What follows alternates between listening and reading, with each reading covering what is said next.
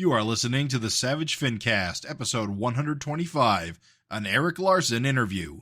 Chicago. A criminal mastermind called Overlord held our city in his terrifying grip. Ordinary cops were losing the battle against Overlord's super freaks and mutants. Then, a miracle happened. When I found him, he had no memory of his past. I helped him find an identity and a life. Now we have a fighting chance. Now we have the dragon.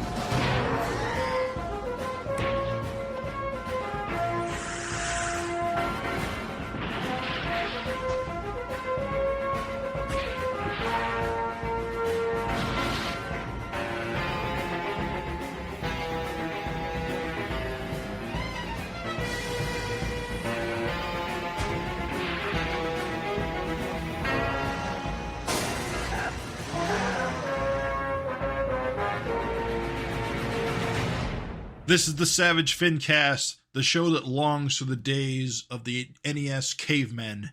My name is Jim Purcell. I'm Craig Olsen. I'm Raven Perez. And we are on again for another episode of the Savage FINcast, the internet's only Erik Larsen Savage Dragon-based podcast.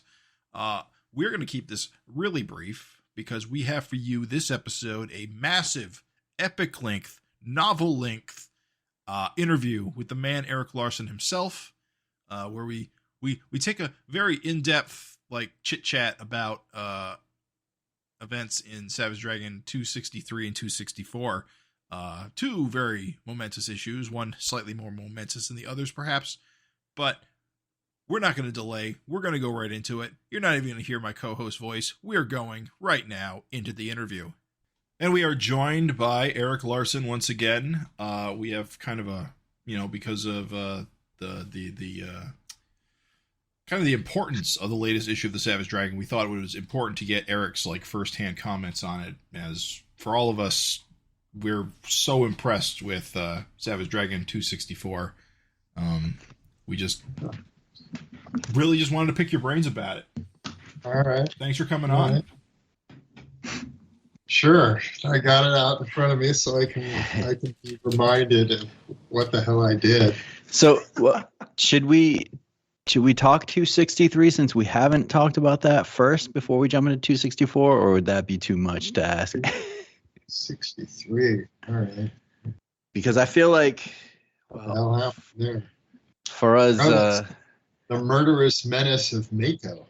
Yeah, I mean, it was, I think I counted, it was 231 days between 262 and 263, and we were so stoked to get 263. That is so, it's so many days in there. I was like, I think I'm done. I think I've said it. I'm just not going to do anymore. That's it. It's over. And it's not happening. Okay, a little weird to leave it here, but here we go. Was that a serious thought? Oh yeah. That's every month. Really? 30 years.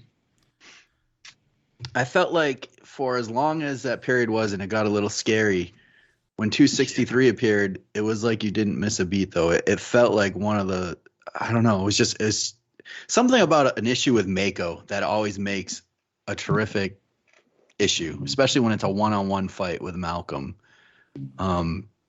Yeah, do you feel that way? On him, I was like, God, I remember why I killed him. I can only draw his head from a select few angles, or he looks just really retarded. He just he's like a sphere on legs from certain angles.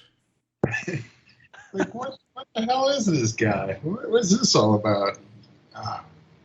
It's funny because bring back in any form. When you go back and look at Mako and the Ajax comics issues, he's really kind of funky looking too. There, it looks like a dolphin or something on the side. So there's so many of those appearances. I mean, you can look for isolated panels and in all other appearances where you're he just looks like the wimpiest possible dude. Like when he is hanging out with Dart and on their little Love Ya Island, whatever the hell it was. Or it's like there's something sitting all mopey, and it's like, I could take you at this point. But I think that's what's amazing about the character, like a shark guy that kind of look somehow you get these expressions out of him that are pretty cool. And I guess I know you're saying you have trouble drawing him, but it doesn't come off that way at all when you look at these issues. It's just fantastic action. It's something about a hulking guy with shark teeth, battling. And I don't think Mako looking vulnerable at times is a weakness. I think it's actually makes his character. All right. You guys win. So unkill him again, and we'll try again. I'll just have to have somebody else get that blood. Okay. He's got more blood. We can just pass that out like Halloween candy. It is pretty fun seeing him like in the water. Was that like a choice to really like push that to get like the shark in the water look, like kind of in the Atlantis arc where he was taking out the Atlantean and flying around underwater? That was cool. But to see him here, it's almost like Jaws coming out of the water. Jaws, baby. There's cool. There's a rip-off panel from Jaws. Really? Yeah, where all the people are running towards shore. Yeah. That's just a photo from Jaws. Is it really? Yes, That's dude, awesome. yes. It's like I've got to incorporate this. We got a shark guy fighting in the water. Let's just do that. So yeah, every now and then I'm like, I got to work this in. Nobody will get this but me. But it makes that. I don't know. I think people have heard of Jaws. No one's gonna realize he's swiping. Nobody. I don't know. They will go like, wait a minute. This picture. This seems eerily familiar. I think maybe if you stumbled across the still sometime later, you'd be like, hey, wait a minute. Yeah.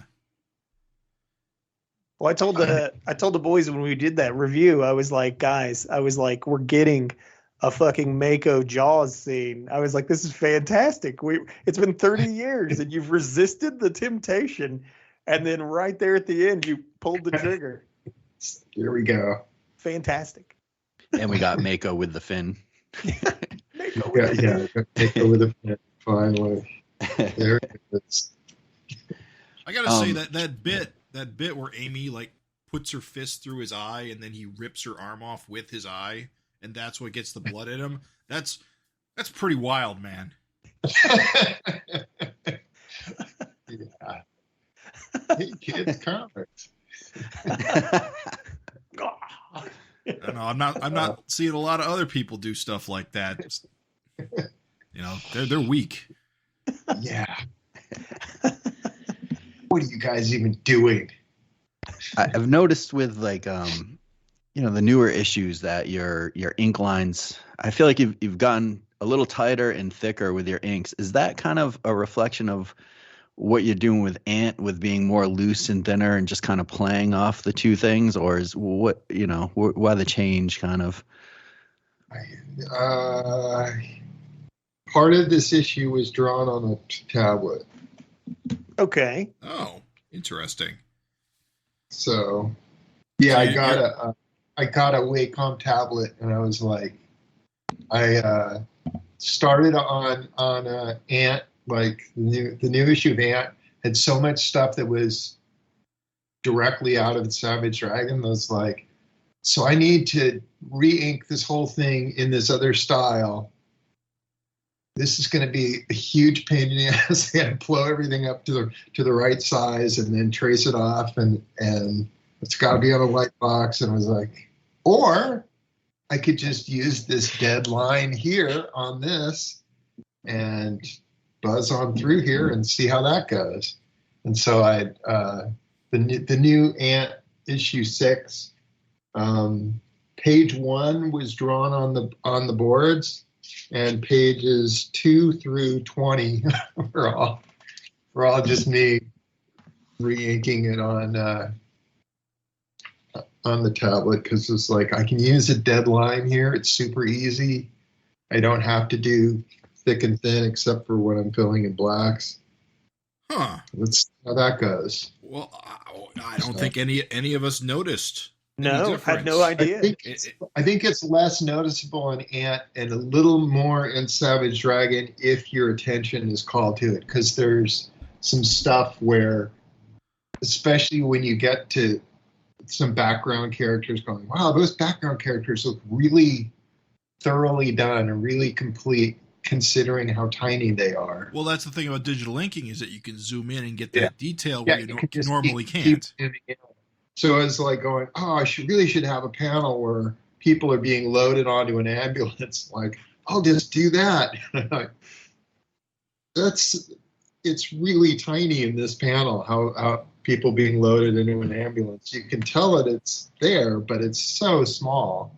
And if I was doing that on actual paper, it would be difficult. So now the only thing I thought might be digital was some of the speed lines and on some of the pages. They looked a little digital, but no, nothing else jumped out at me. Fascinating. Yeah, you can. I don't know if you can look through it and be like, oh, it's right here. Right here is where it goes from this to that. The speed lines are it's kind of the same as I do it regularly, because I'm just using I just use a ruler on here, because I don't know how any of this stuff is supposed to work. So I'm still like on Photoshop. So I'm sitting here going, okay, I'm going to put a vanishing point over here and get out my frickin' T-square and use it on my Wacom tablet. It's like an idiot. Like, no, there's all sorts of these cool tools you could use and different programs. Like, fuck, you're talking to a caveman. I don't know anything about this stuff other than press it and make it go. So there's a bunch of like stupid in-joke things that I was able to do because it was digital, because you can just drag things on and then draw on top of them. So like when Jackson is making that sandcastle. Oh, the Dr. Doom's castle. Dr. Doom's sandcastle.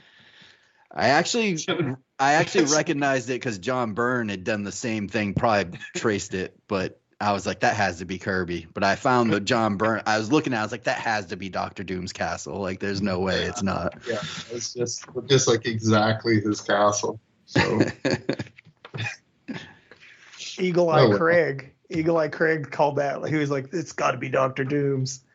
Yeah, it's like, here's a little joke for you.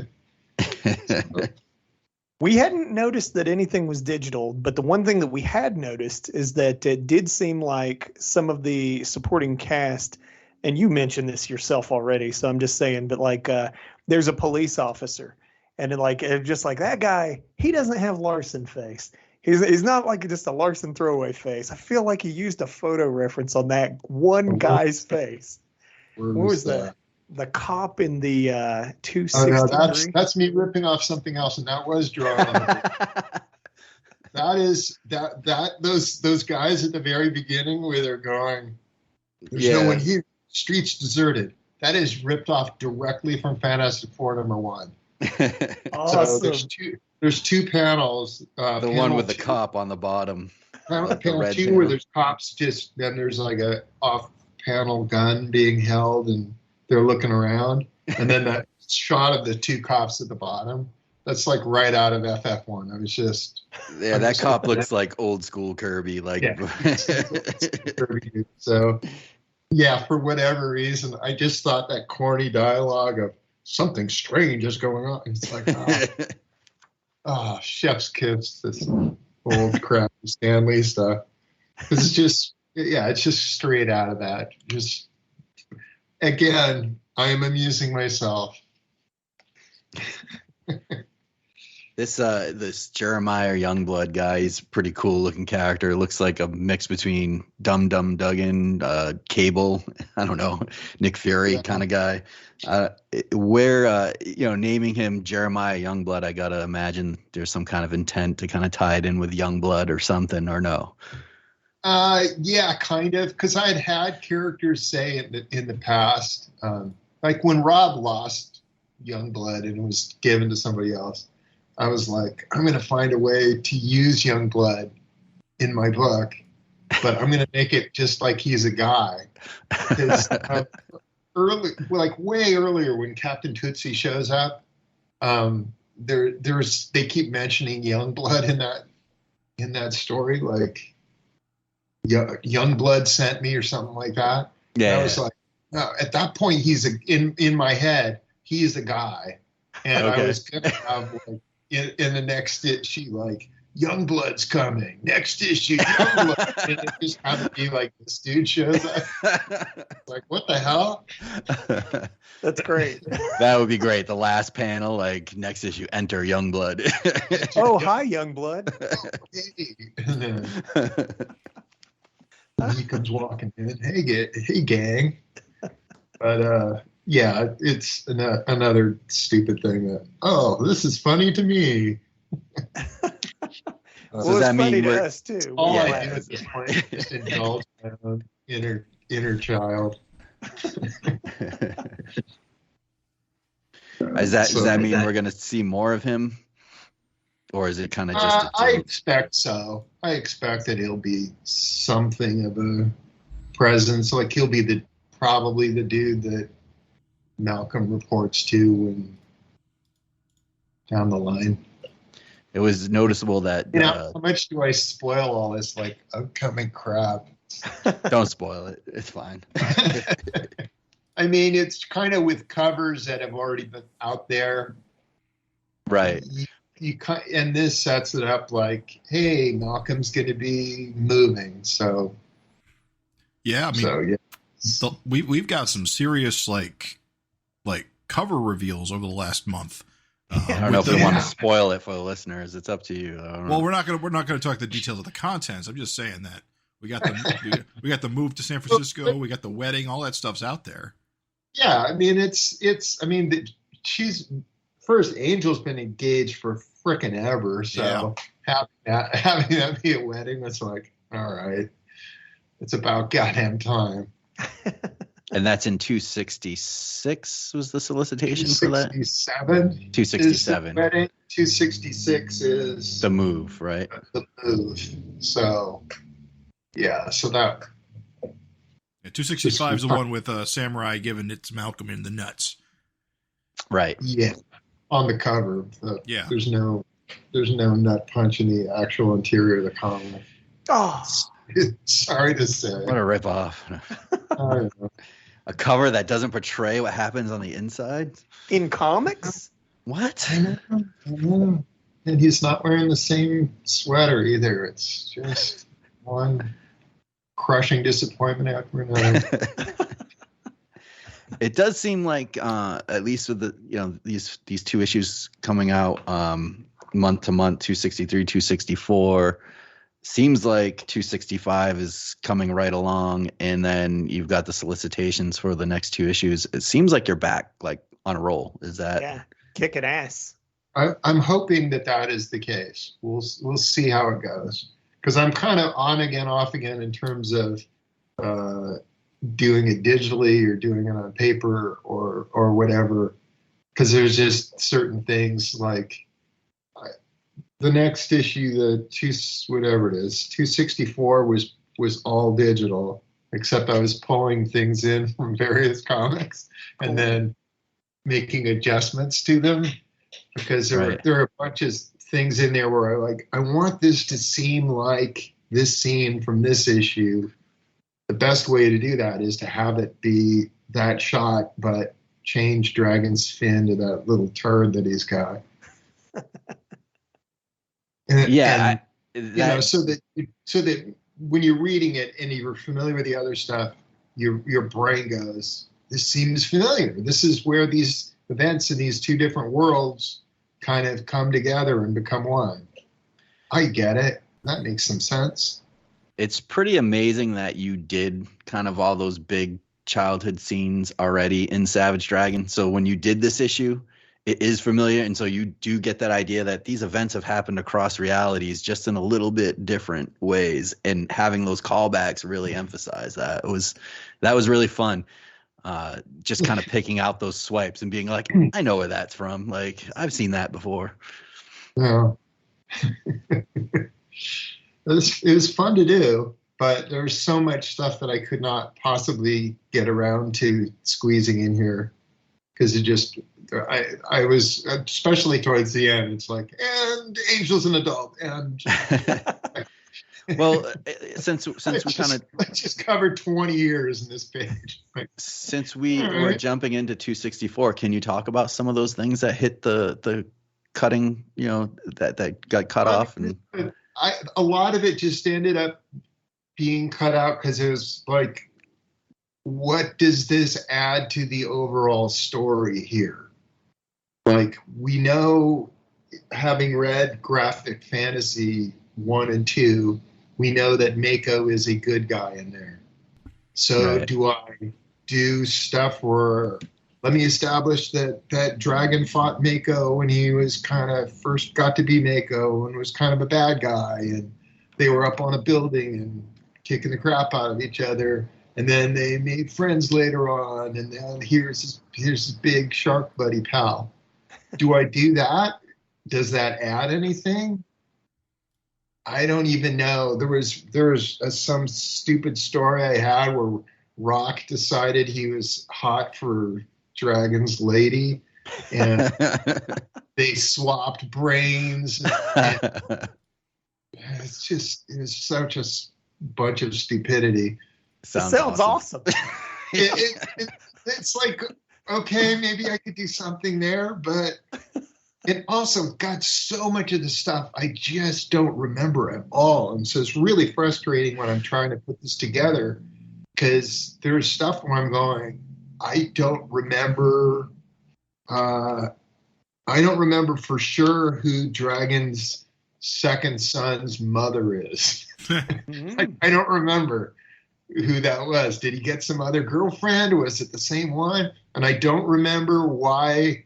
I remember that Fonte decided to age up his first kid, right? And the whole bit of him walking out going, "I'm a boy," was right out of my old comics. Fantastic. What I don't remember is why they got to be adults later on. I think it was just, I want to do more superheroes. Let's just turn these guys into adults now for no reason. But I don't remember. Probably Fonte was involved because he's involved in every lazy thing that I ever wanted to do. Well, it is something I noticed is that Fonte seems to be a lot more important in this version of the universe, which I like, because we all like more Fonte in our lives. Yeah, and he's a lot shorter too, and that doesn't make any goddamn sense. But it was like, wow, that's the way he did him back in the day. Looked kind of like a Jawa, even though I don't think Jawas were a thing yet when I was doing that. I thought he looked a little bit like the Time Trapper, honestly, and other cloaked dark figures. Whatever. Yeah,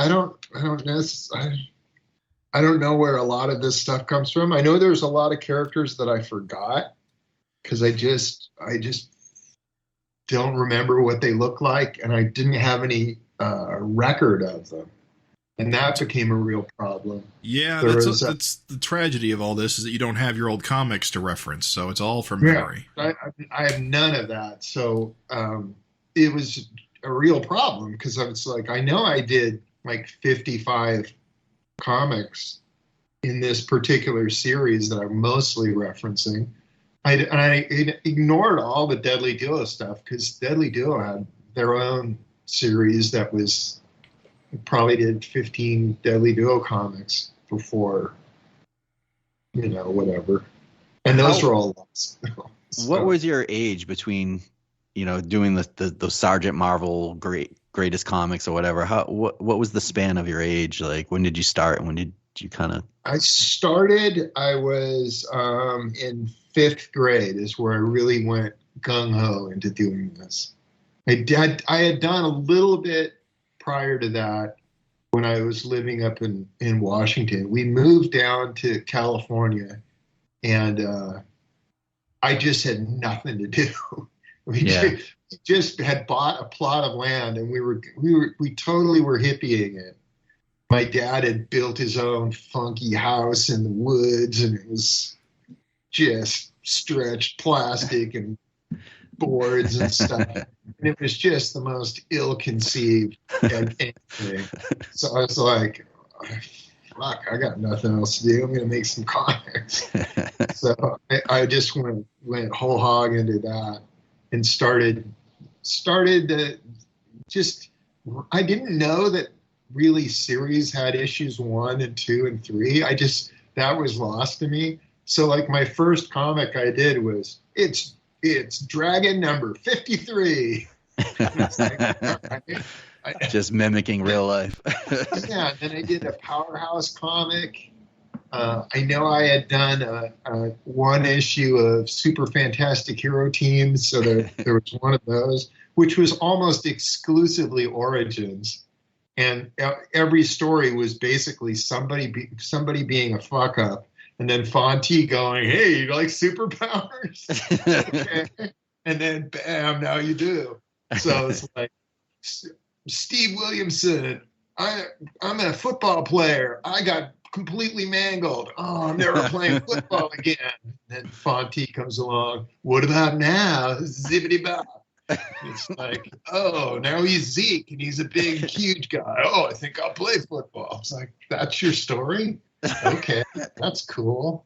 Well, I think Craig or Raven brought this up when our last episode, that it kind of, Fonte giving all these people powers is kind of similar to what the creator did, or Johnny Redbeard and all them, that you kind of did revisit that, only from like the villain's perspective. Yeah, there's that, and it's obviously he's my stand-in for Shazam, who gave Billy Batson powers. But mostly it was just my loathing of origin stories. Oh yeah, just a big waste of time. Into it. Why can't everyone just wake up in a burning field? It's magic. It's like, come on, man. Nobody cares. I mean, most origins are stupid. There's like a handful that are really character-defining origins where you go, oh, Bruce Wayne's parents were murdered. That's super important. You know, Spider-Man bitten by a radioactive spider. But it's like, does it really matter how Electro got his powers? Not really. All we need to know is that dude's firing electricity around, and, you know, whatever. How he got to be is kind of the least important part. But we kind of dwell on all these origins of all these characters, and quite often those origins are pretty dumb. So let's just cut to the chase. We got a big shark guy showing up. What's he all about? He's wanting to bite some people. Oh, who'd expect that? You know, it is kind of a thing where most of the characters in Savage Dragon we meet are already like established. You know, they've already got their powers. They've already got their costumes. Just roll with it. You don't even need to go back. Yeah, mostly with Mako, I want to know what was up with that original getup of his where he had big old cables going over his arm. What do the pipes mean? And what did that serve any useful function? And it was the 90s. It did. You gave poor Sam Keith hell. In his entire Mako, like there's not a similar Mako from page to page, and it's the coils. They come on, they come off. Sometimes they're everywhere, sometimes they're real tight. It was just supervillain fashion, man. Those guys had to be flashy in the 90s, and then, you know, you gotta look cool. They got older and more mature, and they decided they didn't need that. I'm just going to wear a pair of brown trousers and some... Found Namor's underwear. Yeah. Namor's underwear. So just kind of a follow-up on that, like what I've been curious about was, so you're starting these comics in 5th grade. You've done like 40 or 50 of them. What's the time span on that? Are you drawing your own kind of 8.5 by 11 comics all the way into your teens and then jump into doing your self-published Ajax graphic fantasy? Yeah, like graphic fantasy is when that's over. I don't think I did any of those 8.5 by 11 things after that. Maybe one, but I think I was done. I think it was like, all right. I'm in the big time now. So some of those comics towards the end are like graphic fantasy style, like that level of artistry. Like you're Except really improved. Yeah, they were much improved. Oh man, it's such a bummer. I wish we could see They were them. all drawn in pencil form. Nothing was inked, although there was a couple issues in the middle there where I did it in ballpoint pen for whatever reason. But most of them were 8.5 by 11. Initially, I would just staple them up and then just start drawing them. And the comics, as I went through the comic, the front would get more and more bent and mangled and terrible. So by the time I got to the end, like the last couple pages were pristine, and the rest of it was just this curled wad of paper. Oh, you were stapling them before you started drawing them. Yeah, like an idiot. Like I had no idea. And then my buddy Aaron Katz, when he was making comics, he would draw them and then staple them, and I was like, "Oh, genius! I got to do that. That's the way to go." So yeah, once that trick showed up, then everything was awesome. Were you like 100 pagers like that? Right? Just getting torqued. They were in terrible shape. And at some point, I went in and gave a lot of my old comics new covers because the covers were just these rags. I don't know. I didn't know what I was doing. That's how you learn. Yeah, and I wish I could remember it all. It's infuriating to me that I couldn't remember more of what I did. Because I know at one point Sergeant Marvel's Greatest Comics became a reprint mag for like 10 issues in a row, where I was just like, I'll just take this comic that was Dragon number 63 and make it an issue. Now I'll take this powerhouse and make it an issue. But I'm sitting here now going, well, what were the other issues? Because that's 2, and I thought that there was like 10 of them.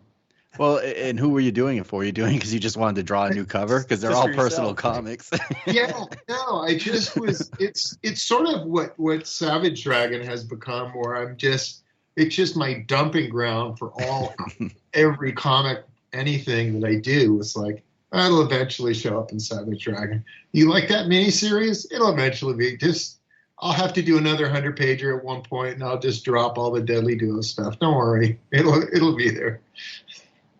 Did you ever get like how to draw comics the Marvel way, or is everything just kind of self-taught from looking at comics? I had that eventually, and then it was like, oh, you draw them big. That makes a lot more sense. The epiphany. Yeah, that's pretty amazing. All this stuff. It's all this learning process of figuring this stuff out. I don't know how to letter. Oh, you do it like that? Oh, it's weird. When you've been drawing Dragon right along for whatever the past 30 years, are there times where you're drawing something and like you remember something from your old comics where you're like, oh shit, like I like a memory comes back or something that you feel you need to write down, or is it kind of at this point? I mean, I've tried to make a list of, I did a number of 1 through 55 of that book and tried to fill in all the stuff. It's so sad. Yeah. It's just, there are just huge gaps where I'm like, I don't remember what happened here at all.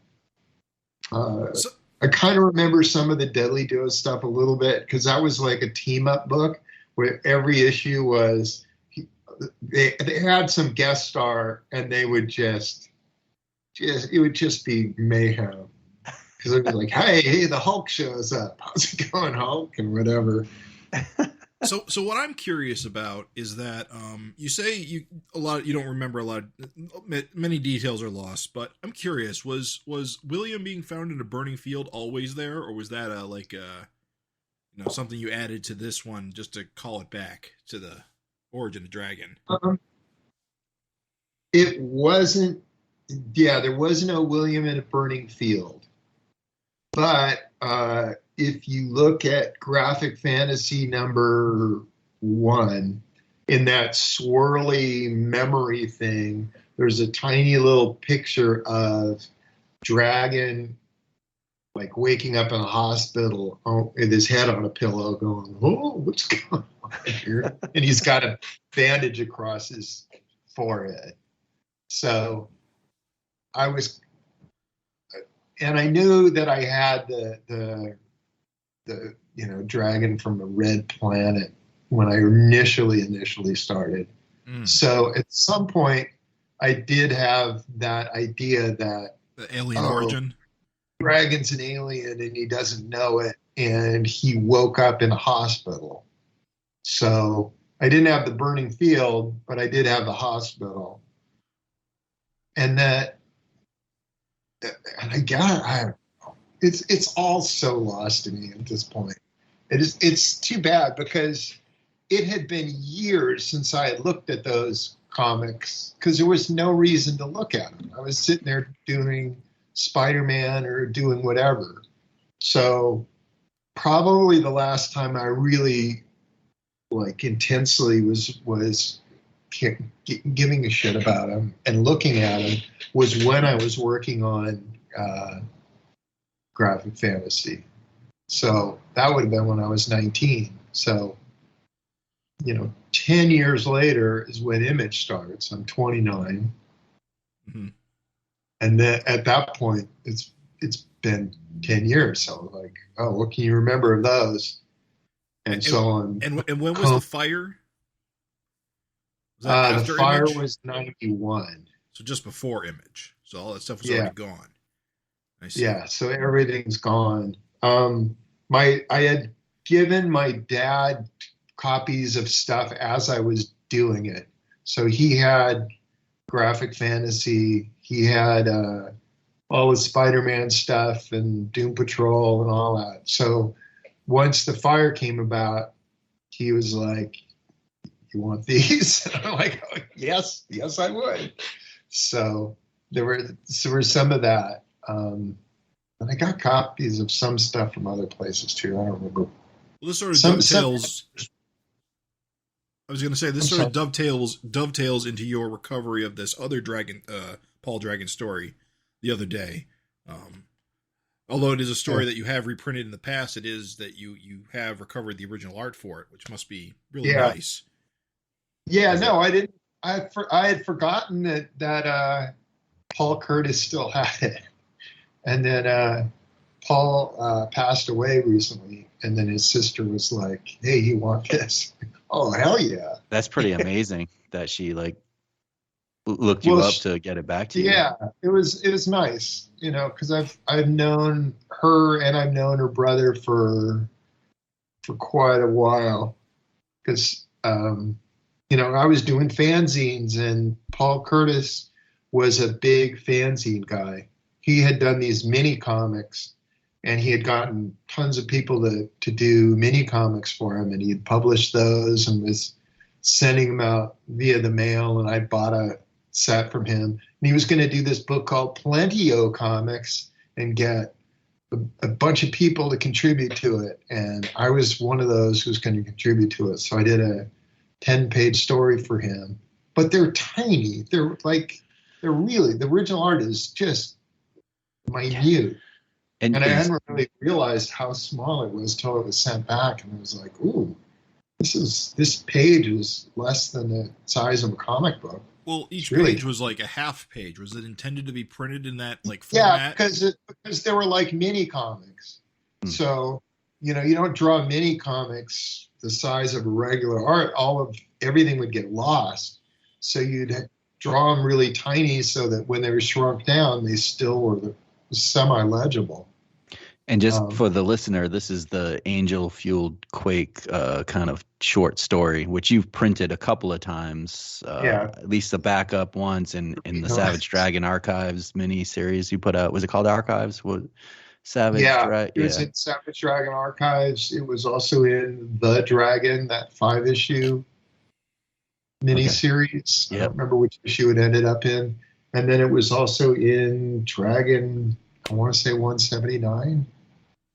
Something like that. So you definitely had like clean kind of either scans or copies, but not copies somehow.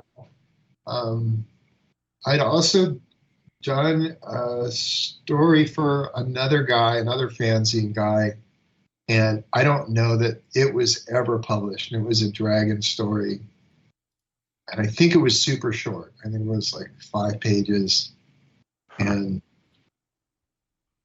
I think he has the art too. But getting it back from him has been. I'll pester him every now and then on Facebook, and he'll be like, all right, I'll look for it, and then never does. So that's something that you've never printed before. You don't have copies of. Yeah, I don't have copies of it at all. So man, I don't, and it's Holy Grail.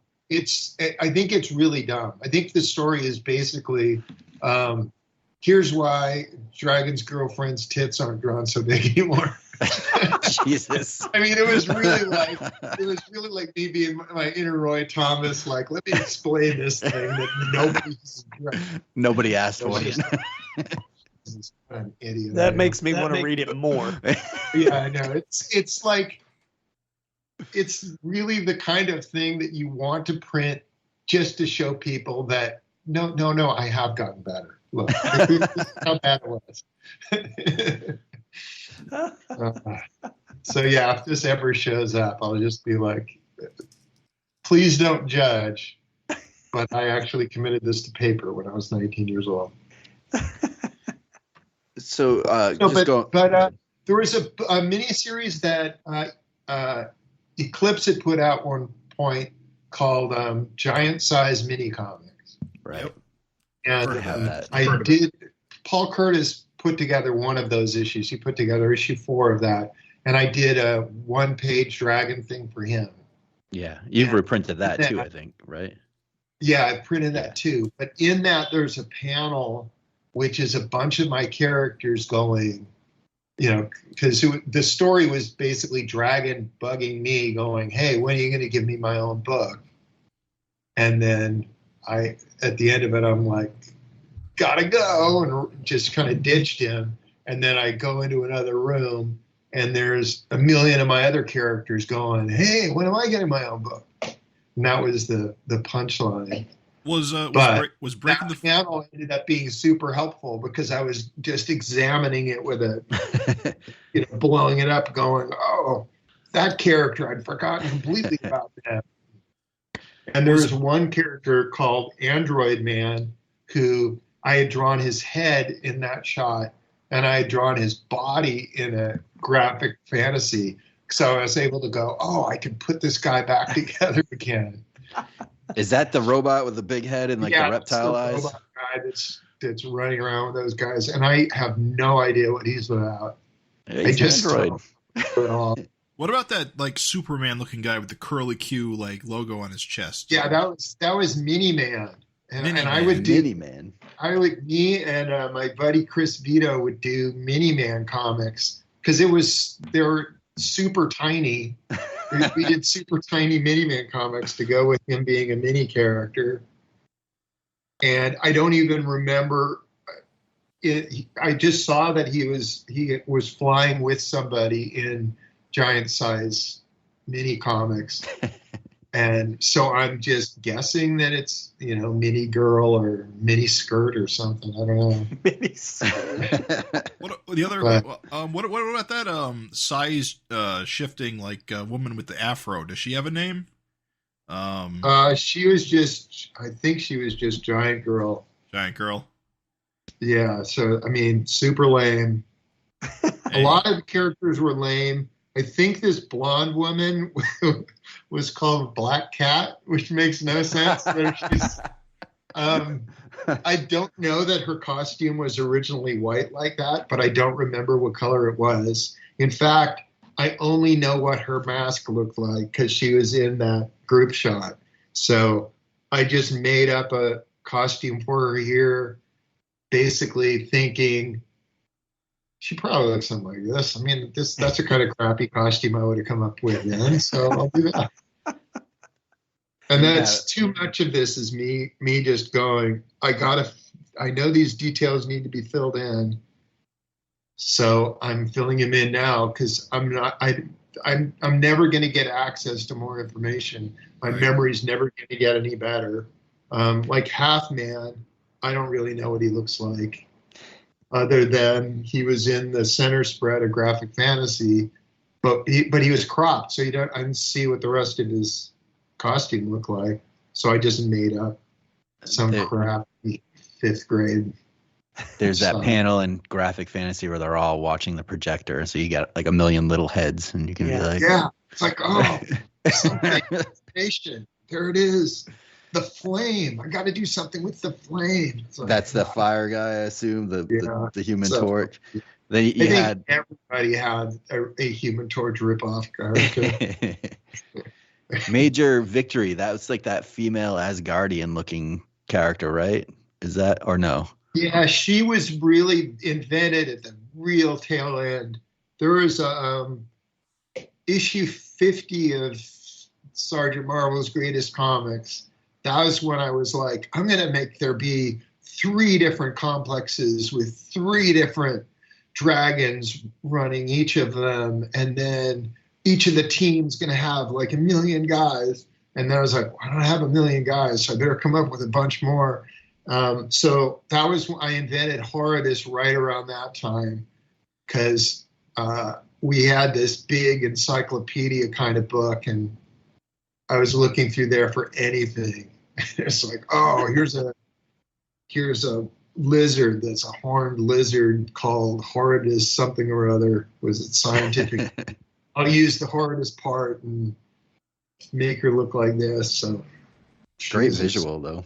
There were some others that were based on dinosaurs and just stupid stuff. Is that guy with the red cape? I think I see him in Graphic Fantasy. He's got like kind of a bird beak or something. I don't know. Like he's got some weird like dark nose. That was sort of a Robin type for Sergeant Marvel being a Batman type. Black beak. Black beak. Dumbest possible guy. Like Mental Man shows up in here, and I don't remember what he looks like at all. You just remember the name. I kind of remember that he was orange, but I just don't remember that well as to what he looked like. So I know they fought him. I knew that was important because that was when he and Star met. So I got to use him. But like even in that was like the first issue of Sergeant Marvel's Greatest Comics was those guys came together. And then the backup story, they fought Candyman. But Candyman was a totally different design. He looked like a head on a giant candy bar. It's just like, and it said like the Hershey candy bar. And it was like a Hershey bar, but yeah, like a, like the Johnny DC guy where you go, we can only draw him from one angle because the other it doesn't work because he's not a 3-dimensional character at all. It's like he turned a desert into bubble gum and they were stuck, and it's like, oh, this is awesome.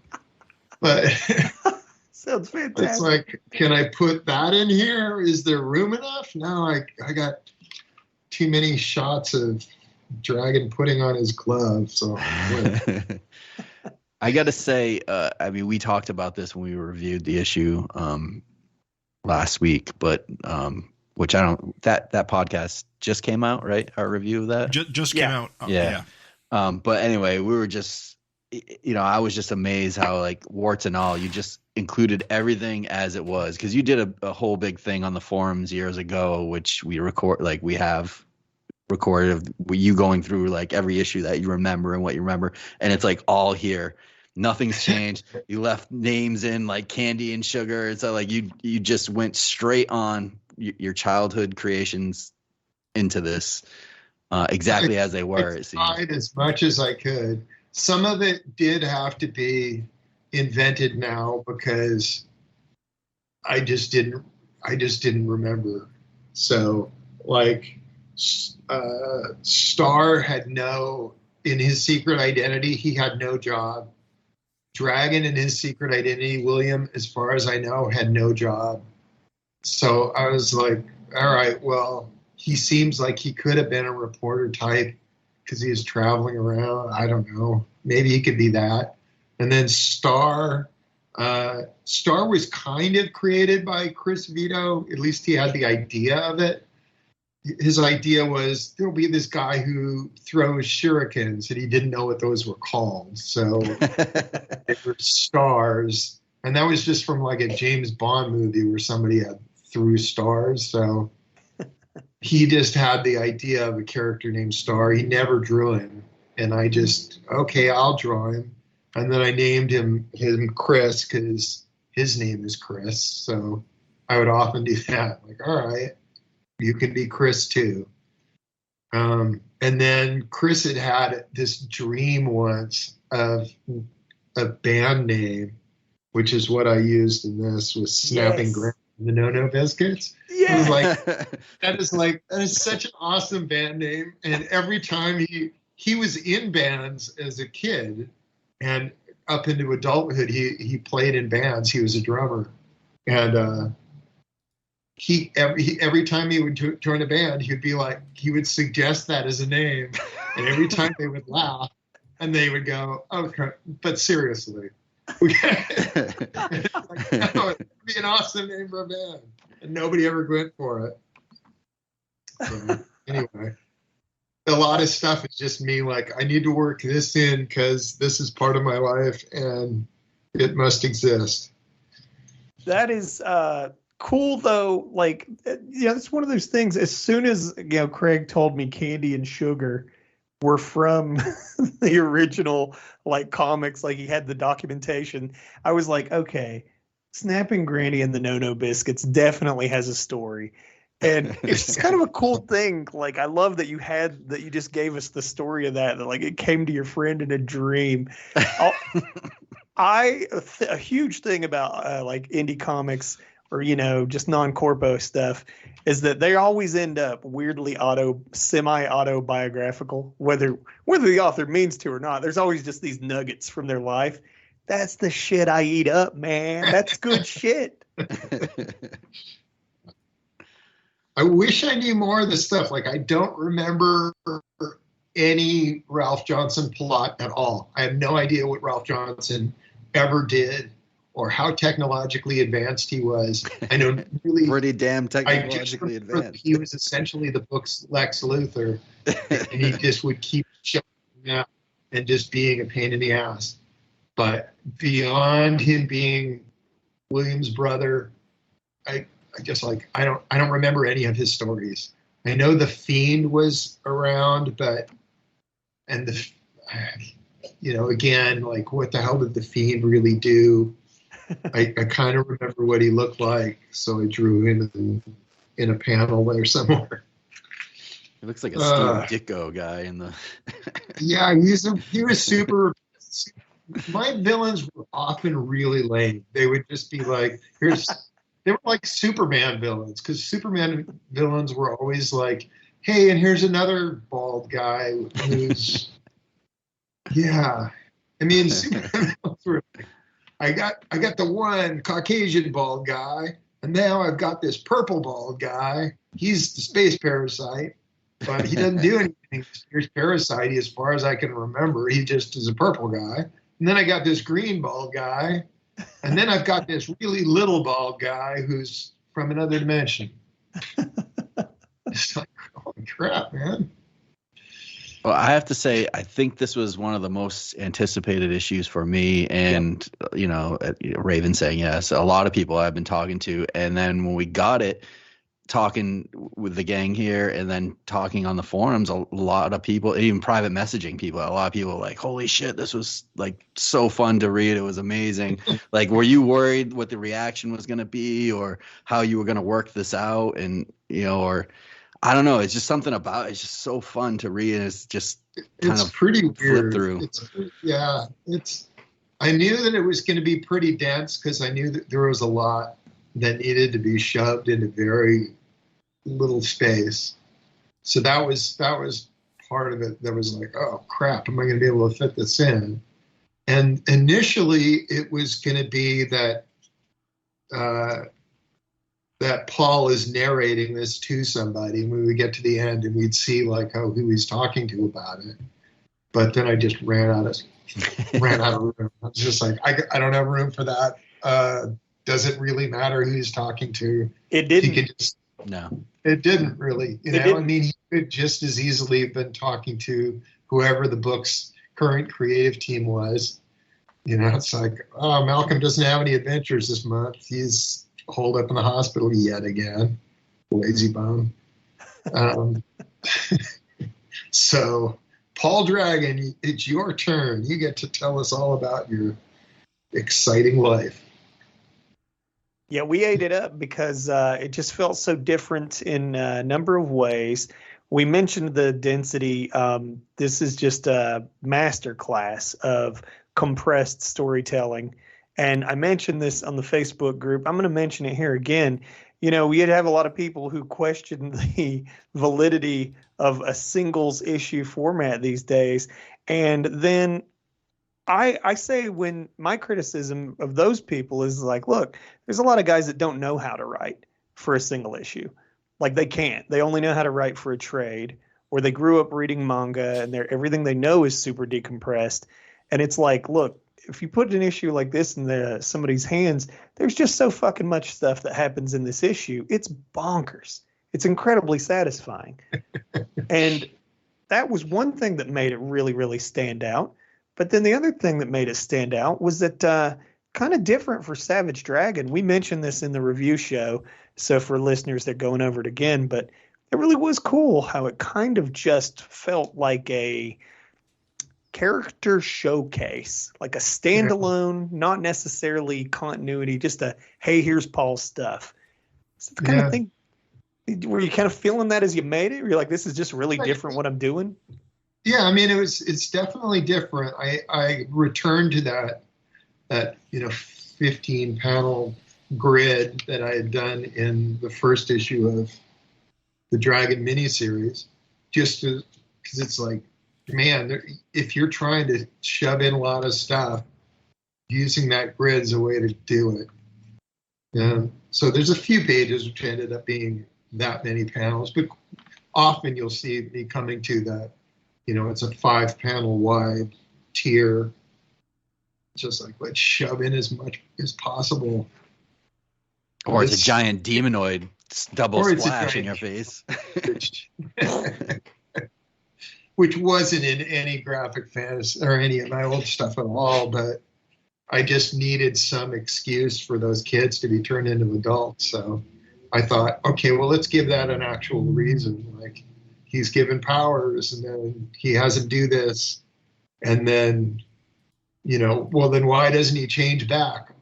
Because he loses his powers. But none of that's from my old comics. That didn't exist.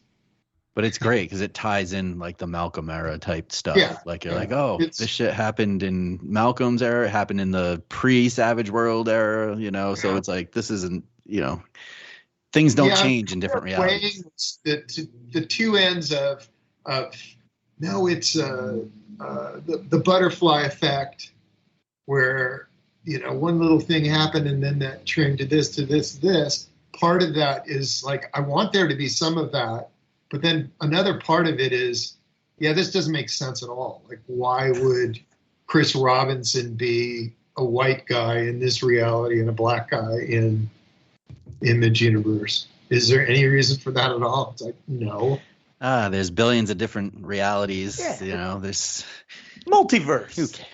Yeah, it's comics. I really, really enjoyed seeing. I keep mixing up their names. But Gorgon is he Mark or Peter? I can't remember. Peter. Yeah. So, I mean, going back to, I think it was Savage Dragon 66 when Angel kind of first sees Peter and she's like, oh, like, what? I forget what she says. Something like, is he so ugly? Yeah. And it's like, it makes Rita cry.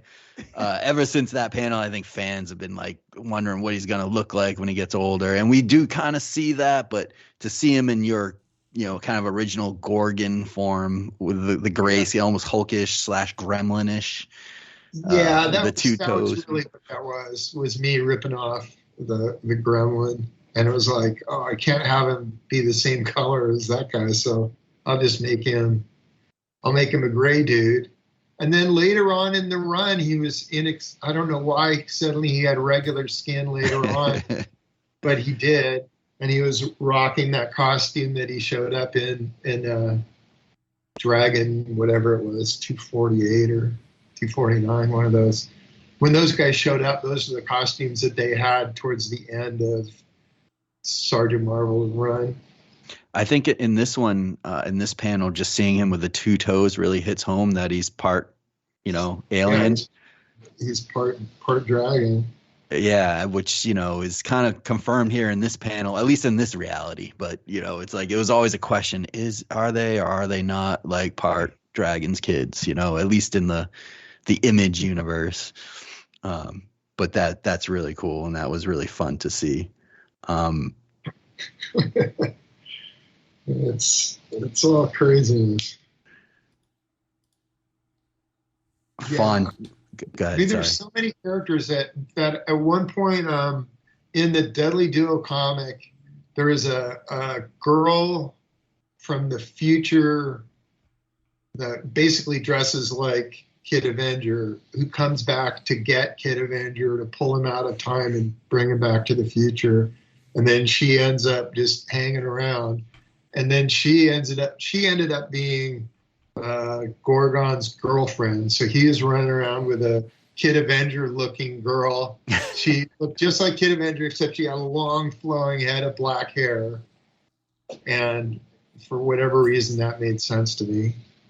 Makes sense to me. It's cool. So actually. So that character doesn't exist in the modern Image universe. Killcat had a girlfriend in those old comics, who is the Black Cat, and I don't think I don't know if it was the same Black Cat that was here, but whatever. I still love that you called her Black Cat and gave her a white uniform. Yeah. A white lady in a white uniform. Black Cat. Yeah, she's Black Cat, whatever. I need more characters, goddammit. Yeah, I don't know. She might have been colored dark blue. I mean, we made her white here, so we can call her for the whatever, we can call her something else. She got bit by a radioactive black cat, hence. Yeah, I did. Fonte gave her that. Like, here's what I go. Fonte is great in this issue, though. I know we talked a little bit about it, but he kind of stole the show for me in this. Like, very satisfying. To me, it's like I didn't know if he was just some crazy homeless guy with powers, or if he was really like a super intelligent wizard that really had no time for like lesser beings. And I kind of like that. It's like in the Savage Dragon universe, he's such a mysterious force who's always like always like he's never focused. He shows up and he disappears. And in this universe, he's always around and he's a fucking weirdo.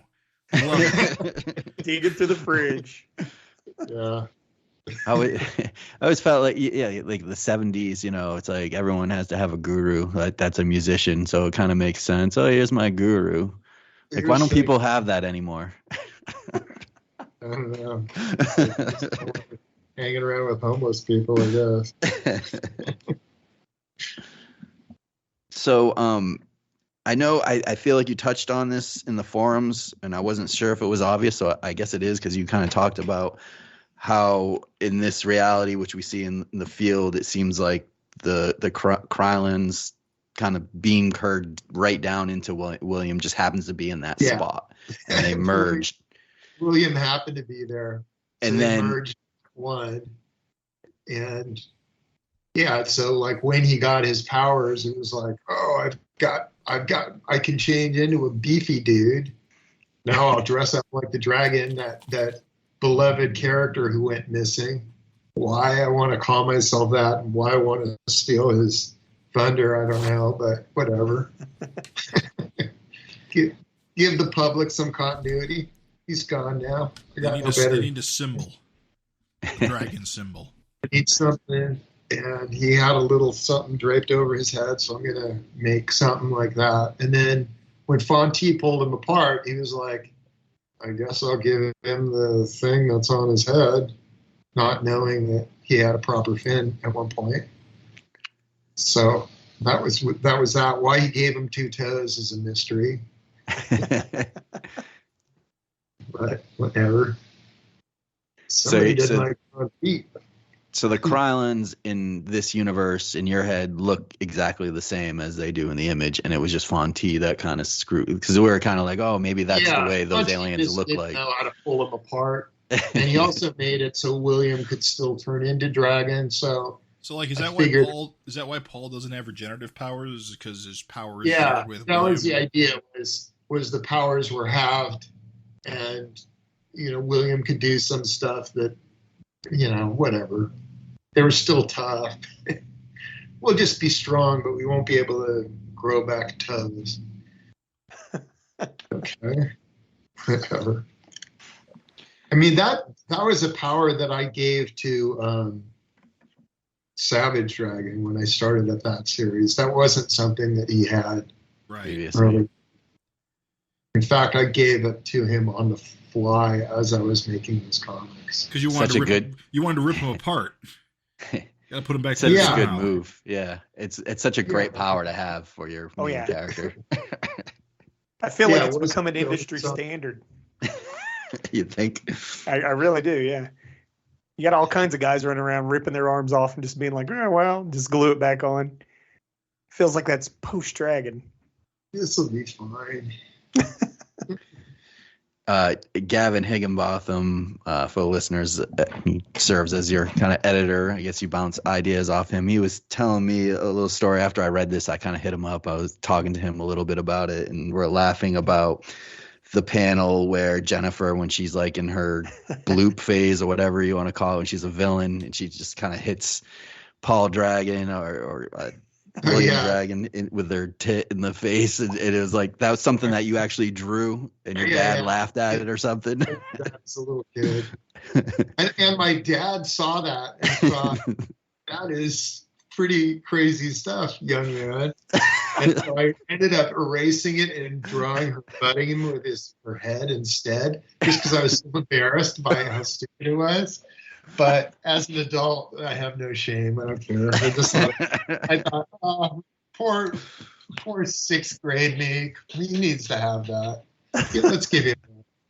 Thankful for that, because it was like Candy and Sugar were actual strippers back in the old comics either. They just were named that. So I thought, well, what else could they be given the right? So, but as all of my characters, I'm a kid in grammar school. Just the idea of people being employed was just so foreign to me that everybody just somehow managed to function without, ever having money or anything. It's like, I don't even know, like, where did they live? I don't know. I don't remember them having an apartment or a house or whatever. They were just all out. We're running around fighting. It's like, okay, good job, guys. I've read modern comics written that way. It's like, where does this guy sleep? It seems like all he does is fight crime. How does that guy work? How does that work? What's he up to? What's he do on his day off? What's the man bull doing when he's not out man bulling? What's he got going on? As soon as I saw the titty punch, though, I was like, dude, yeah, it's got to be from the childhood. It's got to be a child. That's just such an awesome, pure kid. Yeah, idea. and I think I did an okay job of recreating what she looked like. I remember her having kind of that weird tiered hair thing going on. But I don't know. It's all a mystery to me. I don't know how a lot of this stuff works, but God, I wish I had access to these, because I'm sure they were just as insane as I half remember. But yeah, this was kind of the costume when Sue shows up. I think that was kind of what her costume was. She probably had boots of some sort, but I just gave her sneakers here because I gave her sneakers here. There's no good reason for it. It looks like you went through multiple costumes. You got that one, then you got the one that's kind of black and red. Yeah, she's got a few. I don't know if I made that one up there. I think that one was from something. Because there was that story that I had started in I ran in Savage Dragon Archives, where I had started a story and I didn't get very far. It was like I ended up using those 4 pages later on, like issue 60 or something, where I just redrew those, where they're like out fighting and they meet that giant weird fish-looking dude. Oh yeah, purple fish guy, whatever. Yeah, that. But I had drawn that before, and Right. I think I ran pages of that in the back of one of those Dragon Archives. So Yeah, I definitely remember seeing that. Costume in there, so I was like, oh, here's another weird costume I could have her wear for half a panel. That fish guy was so jarring. I remember seeing it first in the regular series, and it was like, this looks way cartoony. And then it was like, when you saw that you had drawn it way earlier, it was like, oh, that makes sense. Yeah, I like that the book, that the characters look really different from one period to another, because some of them are invented by a kid who's just out of his mind, you know. And a lot of those early designs are super, super lazy too. They would just be like, "Here's my guy. He's a bald dude and he's got a belt." Like, really? That's what you got? Yeah, most of my villains just sucked. But I was really into making up superheroes. I find Flash Mercury so intriguing. Like, where does the needle nose come from? Like, what? Like, I would never think to draw that. Like, as a kid, I don't know. Yeah. Like, I wonder where that comes from. It's unique. Like, I don't even think of another visual like it. Yeah, it's true. It's pretty random. Or just like, why is this chicken dude named Powerhouse? Like, for some reason, the needle nose reminds me of some kind of like Japanese anime character or manga character. I don't know. Like, I don't know what it is. I don't know what I would have had access to. Yeah, probably not. But it's like I didn't have stuff. Yeah. Where did this come from? I love the fact that the 3 versions of Dragon are all fighting like side by side one point, and that you didn't just say, "Oh, I'm done with this guy. Like, I'm gonna move on to," like, you just kept them and they just became their own thing. When you read it, it's like, damn, I want to read a book about this team. Like, it's like, man, I need more now. Like, you've teased us with this, and now it's all stuff that's not around in this universe. The universe is gone, and it's like, I feel so like teased. Those are the sorts of things that I could do, like as a backup or in something weird. It's just like, hey, anybody feel like drawing this insane thing? Like, feel free to plumb the past, because Paul's universe, like, just getting to see it in this book, like Craig said, it just feels like it's a gold mine full of stuff that you could do, backups. I mean, like, yeah, 3 dragons all at once. That's a backup right there. Holy shit. Here we are. We're doing our stuff. And I think you said at what Rex Dexter is not battle tanking this, right? It's his daughter, or you were going to make it at one point? He was going to make it his daughter. Yeah. But, I mean, yeah, the idea, Rex Dexter as a character was created way later. He was never named that. I don't know that we even saw who was in it, but I knew that was going to be a second generation character. Like, there was an earlier battle tank, and now there's going to be a new one, and it's going to be, hey, surprise, it's a girl. You know, so that would have been a reveal at some point when the costume came off. It's like, my gosh, she's beautiful. Just like every other character, she's got enormous hooters.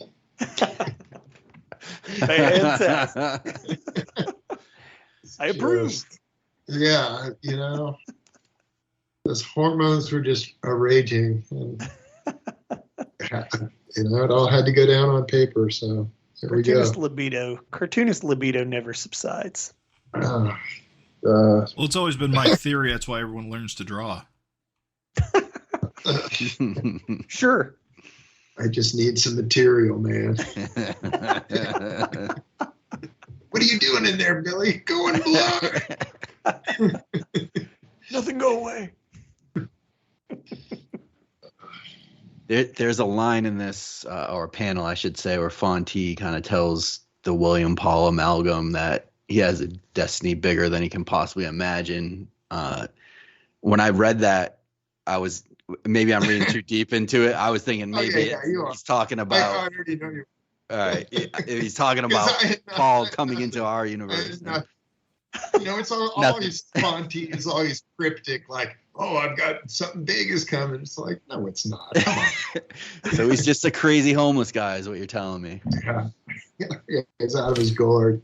So my real question, my big question is: was this universe destroyed in the merging of the multiverse? Because that was the whole idea. Yeah, right? And the only reason why Paul survived is that he was in Dimension X already. Yeah. So there's a possibility that somewhere down the line, I may have several other people drop out of Dimension X going, "Hey, yeah, we were looking for you."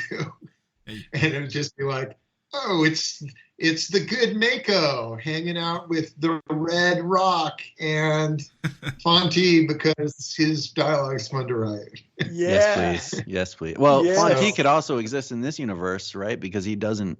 Yeah. He never showed up in the Savage world. You've never seen him in the universe. Yeah. You've only seen him in Image World. Whatever. I hate to correct you, but remember it was in a backup of 100. We see Fonte after the Horde fight or after the Possessed fight. Oh, right. But he tells Dragon, "This is the last time I'll see you," or something. We covered this last thing. He says, Yeah. "You'll never see me again." And we were like, well, that's genius dialogue because he could just be talking to Dragon, who's dead. So you're good. You're covered. Good. You're never going to see you again. But I'll write stuff like that all the time where it's cryptic. You go, "Oh." Like when Alex left and she was like, "That was the last time I ever saw him." It's like, well, she can't see into the future. Right. So Right. how could she know that she wouldn't bump into him years later? It's not magic. Yeah, but what does it all mean? I just want to say this was an overall like barn burner of a book, and then the backup story by Simon Millette St. Pierre, who I think just kills it when he draws like the Dragon Kids. Like his art style fits it really well, and it was such a great backup for a great full issue. I just loved it. He's doing a longer Dragon Kids story for this upcoming 100-page extravaganza. So. Awesome. Nice. Awesome. Yeah, his style just works so well with the kids. It's so fun. Yeah, it is. It is like, oh man. We were bragging on him. We were like, how do you just make just a fin? And it looks interesting as hell. It looks great. It's like, oh, that's a cool back cover. Yeah. We're like, that's fantastic. What a find. That Simon. What a character. Yeah, it's cool. I like it. So so this definitely was a fun issue to try and wrap my brain around. And Gavin had to be like, no, you can't do that, because it's like, oh shit. Because I had Paul talk too goddamn much when he first showed up. And he's like saying stuff that he was like, I wasn't found in a burning field. It's like, fuck, god damn it. So that's why I started off this issue saying, I didn't wake up in a burning. It's like, all right, I got that covered. Technicality. I didn't wake up in this burning field. Yeah, but initially I had Star talking to Fonte, going, "Hey, something's fucked up here. He's clearly not William anymore. You got to look into this and maybe pull him apart." But then I was reading 251 and was like, no, this doesn't work. It's like, shit, why did I say that? Because some of these little things I hadn't figured out. you know? And so I'm figuring out this backstory now, going, okay. And it just, once you start establishing little pieces here and there, it all just trips you up. But I wanted to also establish that that Vanguard story in Megaton. Like, let me place this in continuity so that it becomes a thing. I think you handled those last few pages well with the basically just referencing like the previous stories and putting the editor's box to point us to where to go. I think that was the smartest way to play that, because then we know as readers there's more out there. It, like I wasn't able to reference Graphic Fantasy #2 at all, and it was like, well, I printed the comic at one point, so people know that it exists. Oh well. I'm out of space. I need to get him into Dimension X. I need to do that as fast as I possibly can. Well, I think it was just announced too that Image is publishing or reprinting the Megaton comics, right, as a collection. Yeah. So that's kind of cool too. So you don't have to read about it. Like, it's going to be, even if you didn't get the back issues or whatever, or didn't get it when it came out, you can now have a chance to read that. So like all that stuff's getting kind of reprinted and collected is pretty neat. Yeah, it is. But like Reagan's in it. It's like, oh.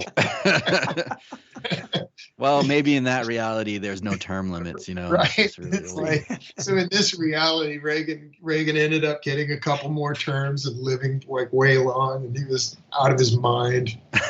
He just doesn't know anything. Yeah. Like, I can't remember.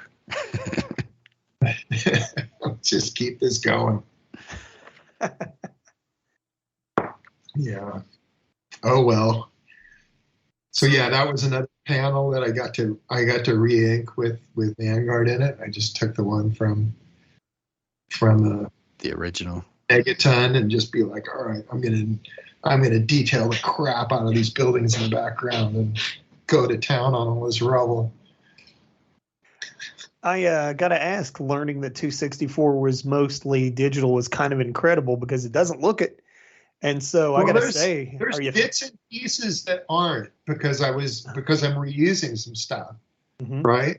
So then there'll be panels, and when I'm inking it, I'm able to go, okay, well, I can't get thinner than this because this is actual art right next to fake art.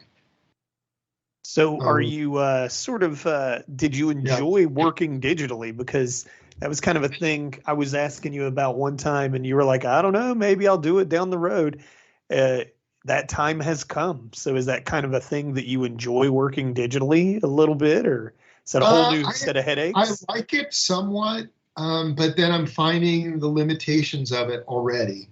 So like when I do like those scraggly panel borders, I find that I can do those with a brush on a piece of paper, like in 15 seconds. And then doing them digitally, it's like, this takes forever. Like getting it to look right and getting the thick and thin in the right place, it's a process, and it takes me way too long. So like the issue after this, I started doing digitally. And then when it gets towards the end of the issue, I'm just like, I'm just going to do this on paper. Sure. To hell with it. And then I did a bunch of pages on paper at the end, and then I would augment them in Photoshop, and I'd be like, oh, I'm going to drag in this splatter effect or this other thing. I don't know. Interesting. As long as it looks good in print, that's all I really care about. It's just cool to hear you experimenting with that kind of stuff. It can be fun. The downside is no original art. Yeah, right. You know? But you're still you're still penciling everything though, right? No. Oh no. Depending on what it is, there's periods where, well, that's the sketchbook stuff. If I'm sitting there struggling with a shot, I'll be like, I'm going to sketch something in my sketchbook. Then I'll take a photo of it and drag it into a Photoshop doc. Wow. and turn that gray and ink that. So there's a few different things here and there that end up from there that end up being there. More so in the next issue that's coming up than in this one necessarily. But like a lot of this stuff is me taking panels from other comics, and like Dragon waking up in the hospital looking at his hands was William waking up in the hospital with Dragon's brain looking at his hands. Right, yeah. You know, so the hospital stuff was obviously the hospital stuff. Page 1 that's my original, you know, from issue 1 of Dragon in a Burning Field. All I had to do here is draw one dude. So that was, that's like, we're done. That I actually ended up having to do twice, because when I first did it, I had made the hairs on his arms so fine that when I pulled out, it was like, there's no way. That just doesn't, it just looks terrible. It's going to look way too tight, and it won't look like it was drawn on paper. I want it to look like it was drawn on paper. I don't want it to look all computery or whatever, but like suddenly my cars get really good. I'll just like congratulate the car on page 3, where it's like we see it from the front and it actually looks like a car, and then we see it from behind and it's all at an angle and stuff. It's like, holy crap, man, what's going on here? It's like, well, it turns out that if you're actually drawing over a photograph of a car, that you can kind of make it look like a car. You got really good at drawing 1982 Lincoln Continentals. Well, I congratulate you for stumbling upon the digital art pitfall already, because there's like a million books that I've picked up, and they look fucking like they're filled with way too fine art. And I know that shit looked great on their monitor, but like they weren't thinking of print. I was just looking at something recent that John Bogdanov had drawn, and there were like these tiny, tiny characters in the background, and I'm going, yeah, he drew that on a tablet. I fucked up on my Super Freaks. I mean, I'm not above it myself. There's that panel where you've got Dilbert, the Dilbert style Savage Dragonbert, like Liefeld character. And like then on into the background, there's the smaller drawn characters. I fell right into the pit trap. I zoomed in and started drawing, and it's so easy to do. They look bad in print. Well, like even this, if I'm going through it, you know, there'll be like little figures, like Candy walking away holding the hand of the little kid. It's like, oh, her hair is too fine, and that figure is kind of way tighter than it should be at that size. Oh well. It looks good though. You're being too hard on yourself. Yeah, you fooled us. I don't think. Yeah, we didn't know. We didn't know. Well, that's good. That's good. That's as it should be. And believe we're spending hours poring over each panel so we can talk about it every month. Yeah, I won't shame any certain comic, but let's just say every now and then I'll buy one and I'll just like, it's like clear they zoomed in to draw the face and then zoomed out to draw the body, and I'm like, bros, it doesn't work. Like I can tell. I know the face is way too detailed. Face looks great, body looks simple. It's like, yeah, well, you've gotta restrict yourself and really be like, okay, use no brush smaller than this. Yeah. And then even when you've zoomed way in, you're sitting there going, I'm inking this with a barrel. What the hell? It's like, oh, that's because you're way zoomed in, buddy.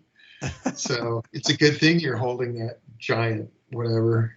But there's a few places here where Dragon's arm hair gets a little tighter than it ought to be, and some tiny figures here that are like, that's probably a little more complete than it would be if it was on paper.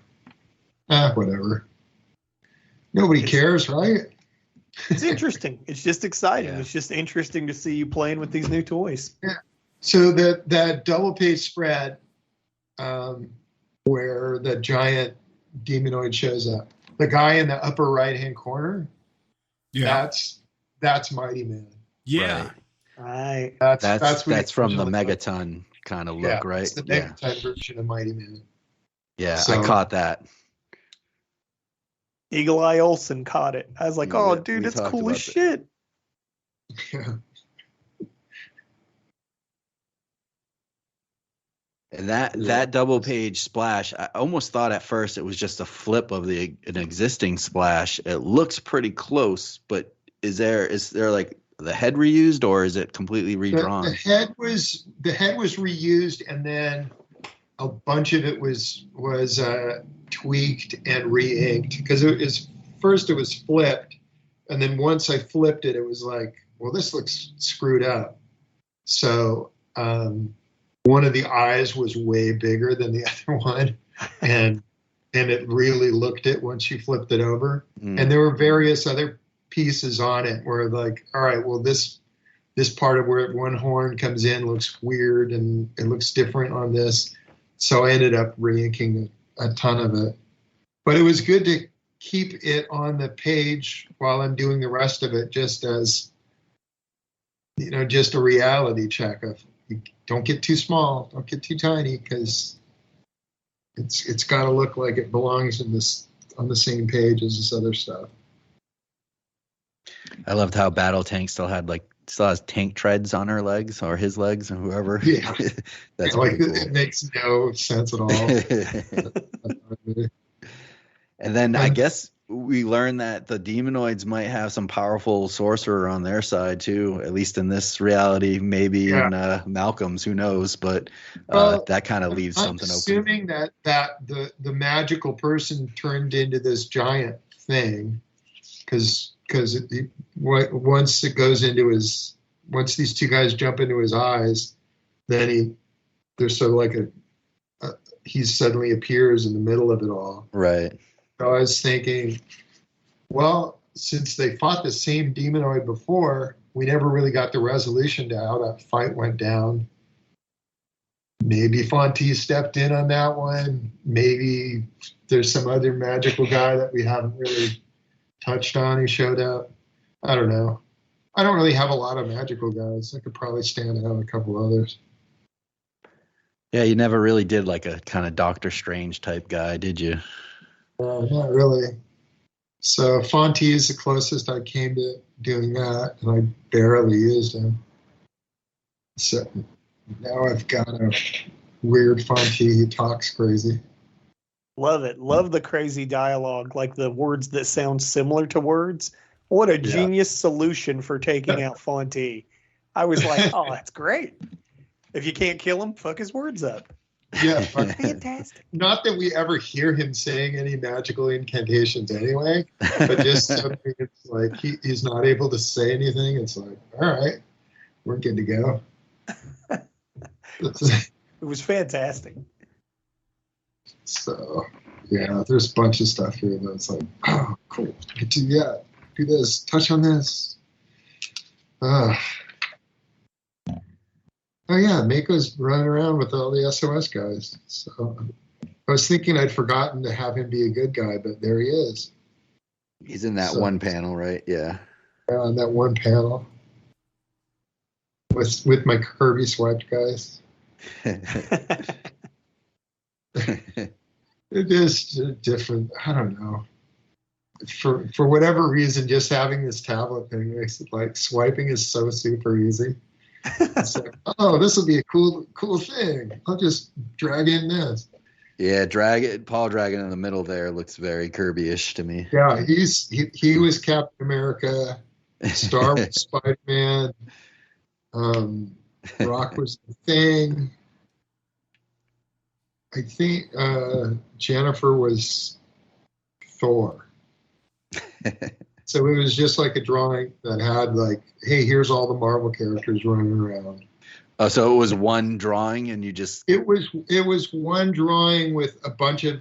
It was all on one page, so it wasn't wide like this. So I ended, moving around. Like the Flame is Human Torch, obviously. Right.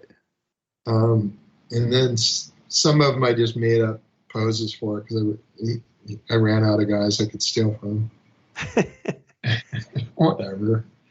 Wait till you get addicted to the pulling in people's pencils and being able to digitally ink over top of that.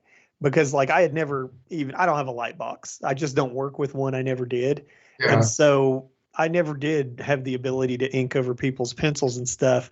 Well, now with the tablet, I can just grab anybody who puts pencils on the internet. I can just drag them into my program and just digitally ink over top of them. And I was like inking over Don Simpson and all these other people, that I'll never get my hands on their pencils. Yeah. But I can now. It's kind of fun. And there's like things in 263 where I was like, God, I draw hands the same way all goddamn time. I got to find some different hand somewhere. I just went on like, oh, Carlos Pacheco would draw some cool hands sometimes. I'm just going to find a couple of Carlos Pacheco hands and rip them off. So there's a page in here where suddenly a couple characters have Carlos Pacheco hands. So, oh well. I love it. That's in 263. When, you can find them. Yeah, I mean, we'll be looking. You'll be looking. It's like, wait a minute, is this one? It's like, yeah. That looks a little too good. Something about it. He must have used an actual professional. God, yeah, like this shot at the end of 263 where they're in suddenly in real hospital beds. Like, I've always just kind of made up shitty hospital beds before, and then this one, suddenly it's like, oh, that's a real hospital bed. So, and that's a real hospital too. That's up in Toronto that I've been using. Right. With that weird fucking bridge that goes across the street. That weird tube. Well, you can't walk outside. It's too cold in Canada, right? I think it must be a parking structure across the street or something. I don't know why there's that tube, or if if doctors are going back and forth. I don't know. But they have a lot of those in Philly, and I've seen it in Boston too. I think it is because like the cold weather too. Like they just build these buildings, and it's a way to connect them. You're pushing patients through. There's a few here where there's places where they're like, let's just build a tube and then go across the street. That would be awesome. It's probably just easier to get patients back and forth or something. Yeah, I just thought it was a visually distinctive enough thing so that when I do an establishing shot of the hospital, like, I'm just going to use this hospital because it's got this crazy tube. Yeah, it worked. Every time you see the tube, you know where you're at. All right, he's in the hospital again. So now I have to find a San Francisco hospital that I can use. Well, at least now you can go take your own photos if you need to too, if you want. Yeah. I guess it's Google now. Everything you can just look on Google Earth and just. Yeah, but like when I did the cover with San Francisco in the background, that was a photo I took. Oh yeah. Nice. I was like, I'm going to go to the actual spot. I walked there with Janie, and I had her stand there, and it's like, you don't have to do every pose. Just don't have to dress up like a dominatrix. Or... Well, she was just like that all the time. That's a default garb. That's it. We're going out, honey. Get your hat. But that made drawing that so much easier just to have it where I could go over an actual photograph on a tablet where I could see it. Whereas when I would do the light box thing, that's always a pain in the ass because you got the light coming in and you don't know what you've actually put down yet. So it was always an ordeal to do that. But that was like, oh, that's my first cover that's not actually on paper. Wow. That's cool. That's so interesting and exciting. I mean, it's not like, I don't know. I'm not one of those digital is better guys at all. I still totally love to work on paper, ink, paper. It's definitely got its own appeal that like you can't reproduce digitally. That being said, there are some toys. There's tools. There's things you can do. Yeah. And it's, and as long as it doesn't look like crap, you use some of those tools and do something neat with it. Yeah. With me, somehow or other, sitting at the drawing board on the other side of the room just became this mental, like, I can't do this anymore. I don't like sitting in this space. Where else in this room, And then I've been toying with the idea of getting one of these things forever. My birthday rolled around and Janie didn't know what to get me, so I'm like, get me this. So she did. And then it was, all right, I'm going to start with Ant because Ant's easy. I'll just take the dragon pages, feed them in there, turn them to gray, and then ink them with black with that dead line. So I got no line weight variation going on any of that stuff. And then it was like, all right, let me try a page doing this other way. Try that out. But I was concerned because there was the switch over, those two pages are sitting next to each other. And I was a little worried that people are going to be, well, these pages look really different. You really can't tell. I'm telling you, 264 had us fooled. We had no idea. We did sort of pick up on use of photo reference, but we didn't know that it wasn't paper. We had no idea. Yeah, there's two panels in here which are completely just traced photos, and one of them is the two strippers. And if you just go Google search two strippers, that will be on the first page. Right. Why the choice to do that instead of just drawing two babes? I don't know. Just playing around with the new toy. It was ease, or it was, let me see if I can turn this into something of my own. Yeah, and in later stuff, I was like, I wonder if I could have this based on a real person and just use that person throughout. There's times I'm like, I want to have hands here. I'll just take a photo of my own hands and then trace over my own hands and see how that looks. The shot of Paul and Sue, I always want to call her Jennifer. Yeah.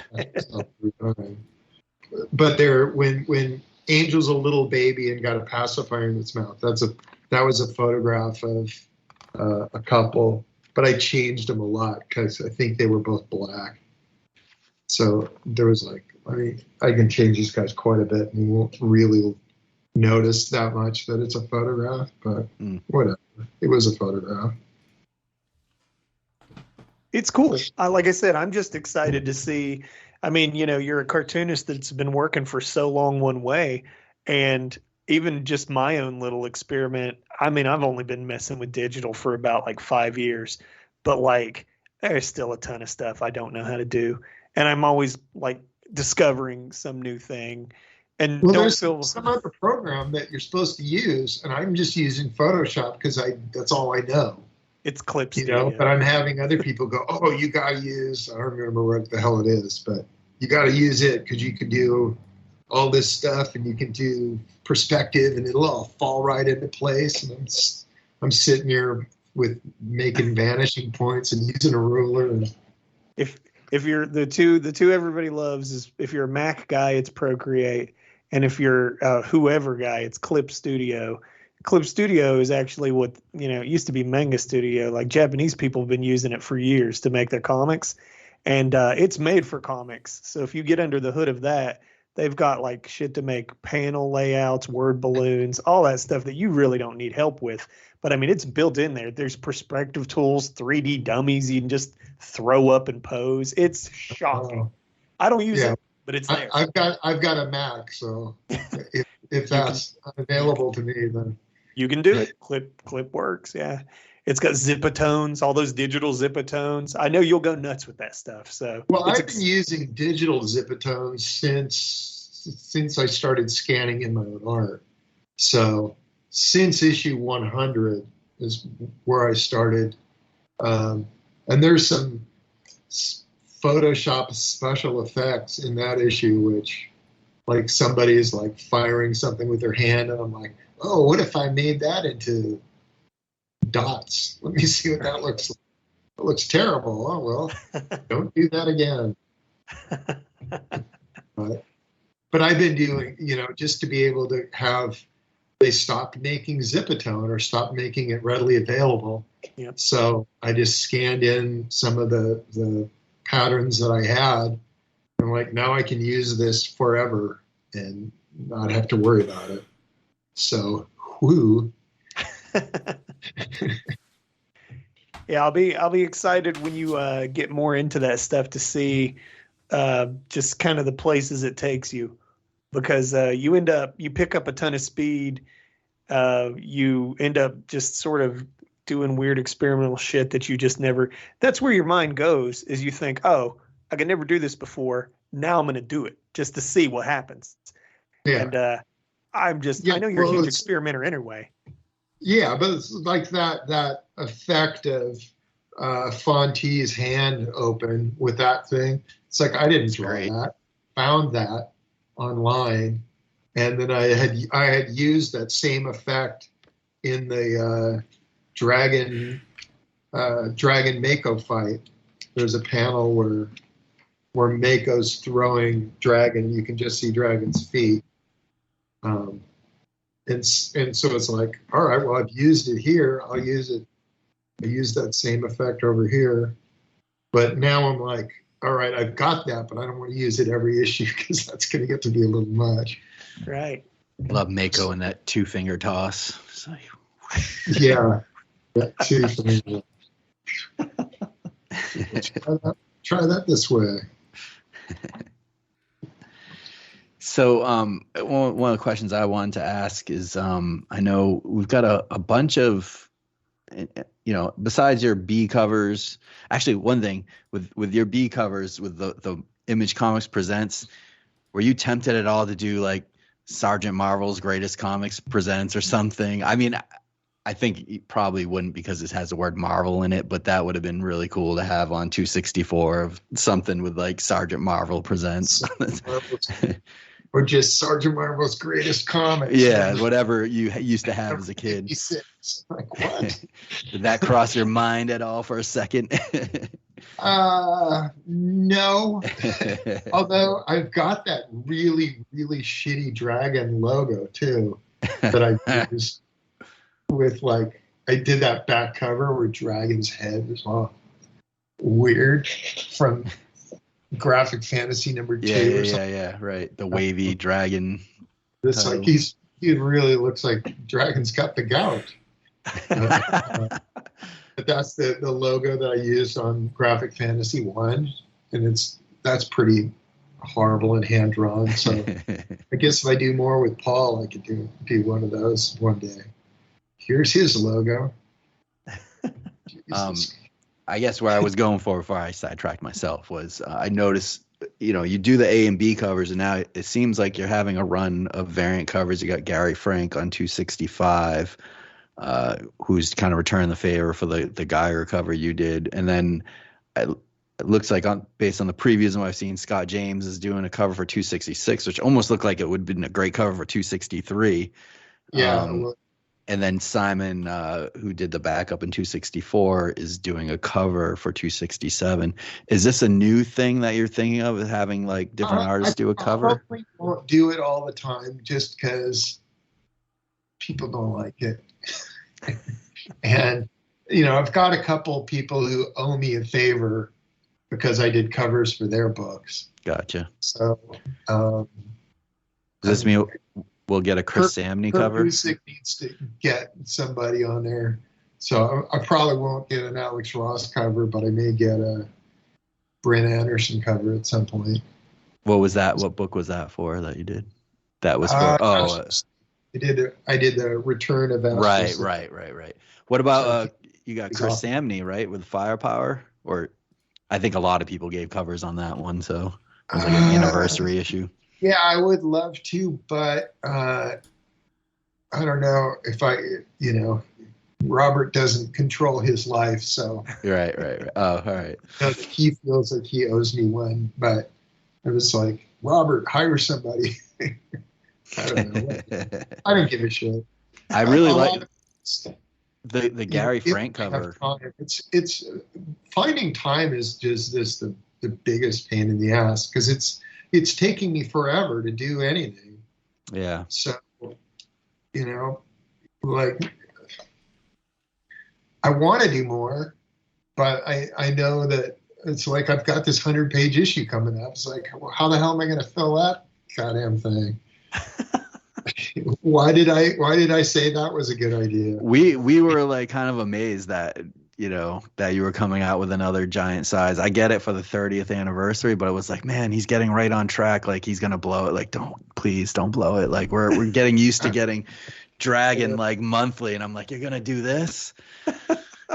People are gonna bog you down. I've got stuff that I haven't colored, so I've got those megaton stories that haven't seen print yet in color, and so it's like I can do my weird throwback color for that. You can get some more Paul Dragon action. Nice. Right on. Got that. I've got stories that I've run here and there, but I can always just like, hey, I'm dumping this in there, and you'll be like, that's half a Herculean, for crying out loud. What are you doing? Well, a lot of people haven't seen it. I hope they like it. Is there any like other? I know you mentioned Simon doing a backup. Is there anyone else that you've tapped that you can tell us? There's another backup, but I don't want to say because it might not happen. It's like, God damn it. I actually had one guy started it and just screwed the pooch. Like, he never finished it. And I gave him the plot like fucking 2.5 years ago. And he's managed to turn in 3 or 4 pages, but it's a 10-page story. And it's like, I can't just keep waiting. Can't do with 3 and 4 pages. And then he had his sob story. He's over here, and then he lost his portfolio, and then had the other pages, and they were. It's like, well, just recreate them, man. You're not. You can do that. You'll get paid when you actually finish them. I can't pay you otherwise. It's crazy too, because that was frustrating. Things in real time, like, kind of affect things. So if you're getting things late, things have changed and moved on. Yeah, and that was the problem. It is basically a story of what's her name? That robot name Greta. that they have. Greta Gearbox. Like, whatever happened to her is basically that story. It's frustrating for me because I love that character. I wanted more of her. And it's 10 pages. And it's like, well, I don't have many places where I can run a 10-page story. But if I'm doing a 100-pager, bam, it can go right in there. But my original artist, who was supposed to do it, never got his shit together. And if he did suddenly get his shit together and turned it all in, I'd be like, all right, we're going to run the same page and same story in here twice with 2 different artists, showing you the different approaches and what you can get when you got 2 different people doing the same thing, which was also kind of fun about doing that.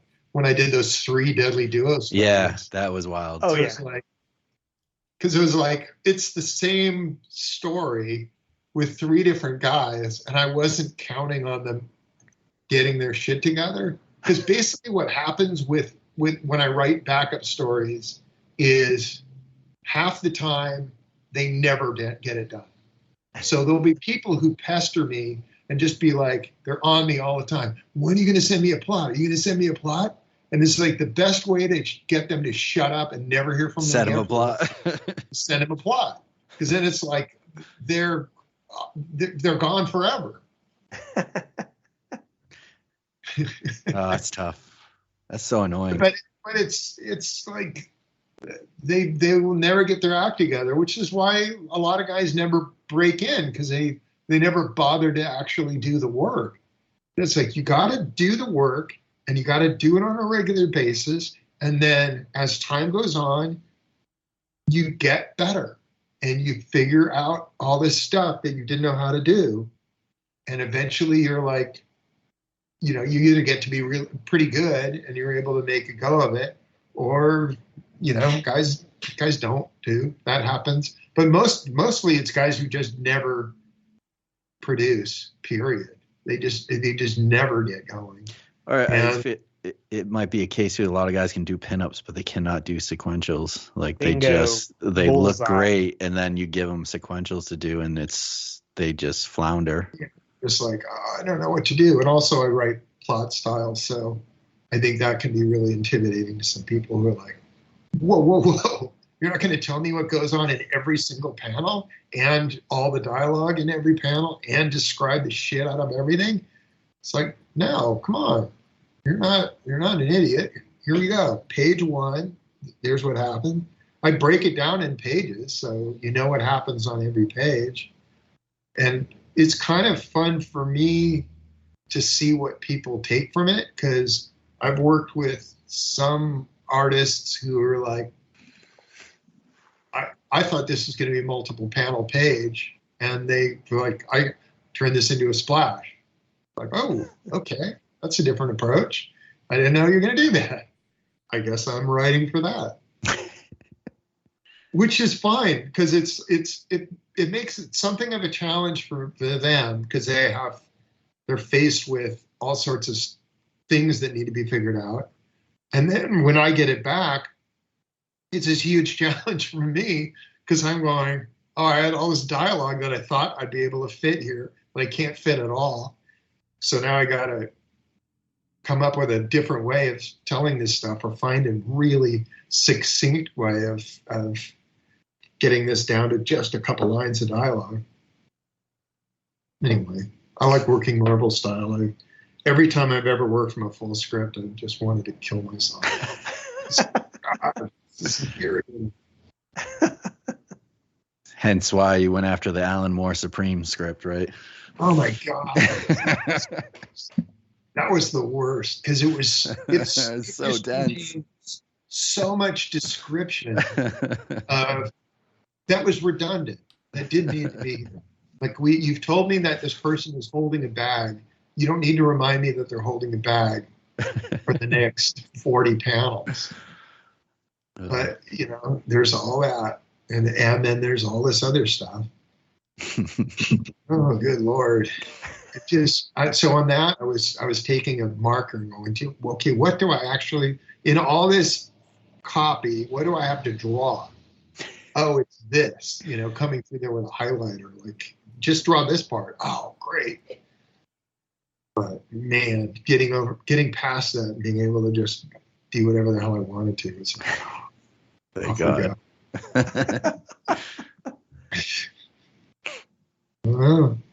Working with other people. It's why you do your own comics. Yeah. I know. It's like, I don't know that I'll ever work with another writer again at this point. It's like, I'm an old dude. I don't need this for a variety of reasons. So why put yourself through a double size issue again? Like, just, it seems like you don't like doing them, but then it seems like you also like doing them. It's like because the anniversary came rolling around, and it's also a weird ass anniversary. It's like it's the 30th anniversary of the ongoing book.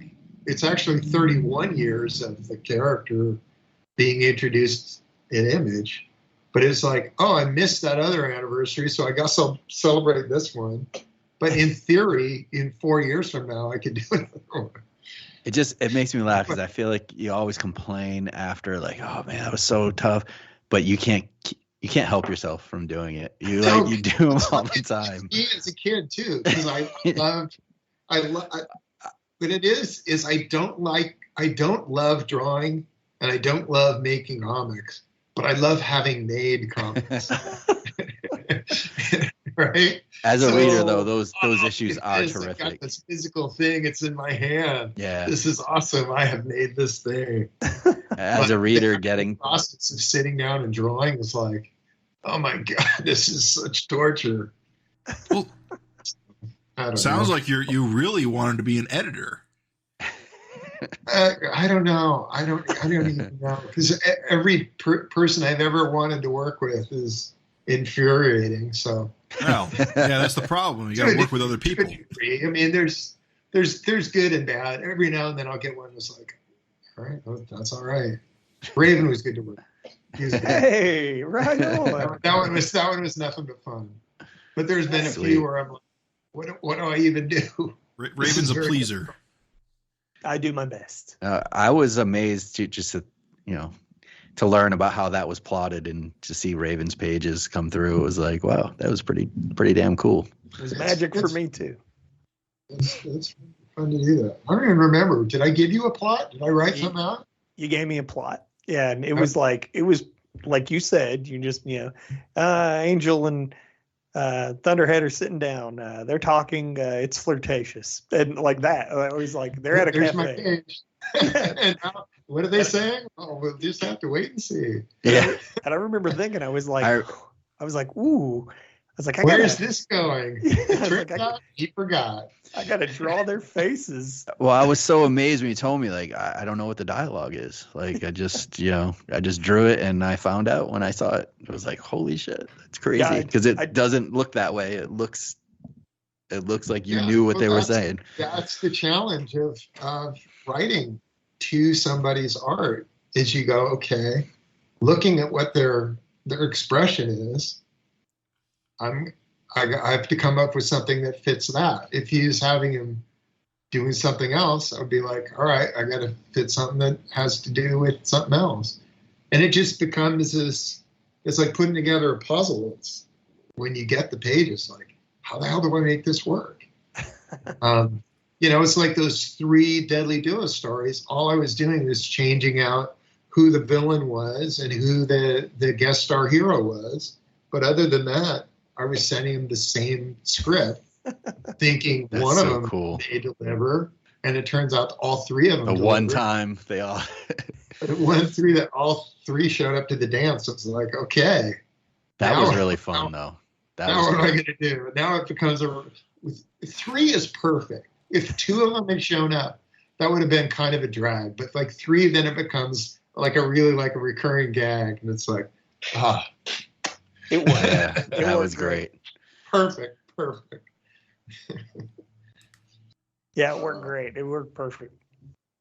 Yeah, that's a fun way to do comics. But yeah, this 100-page thing is creeping up on me like really, really quick.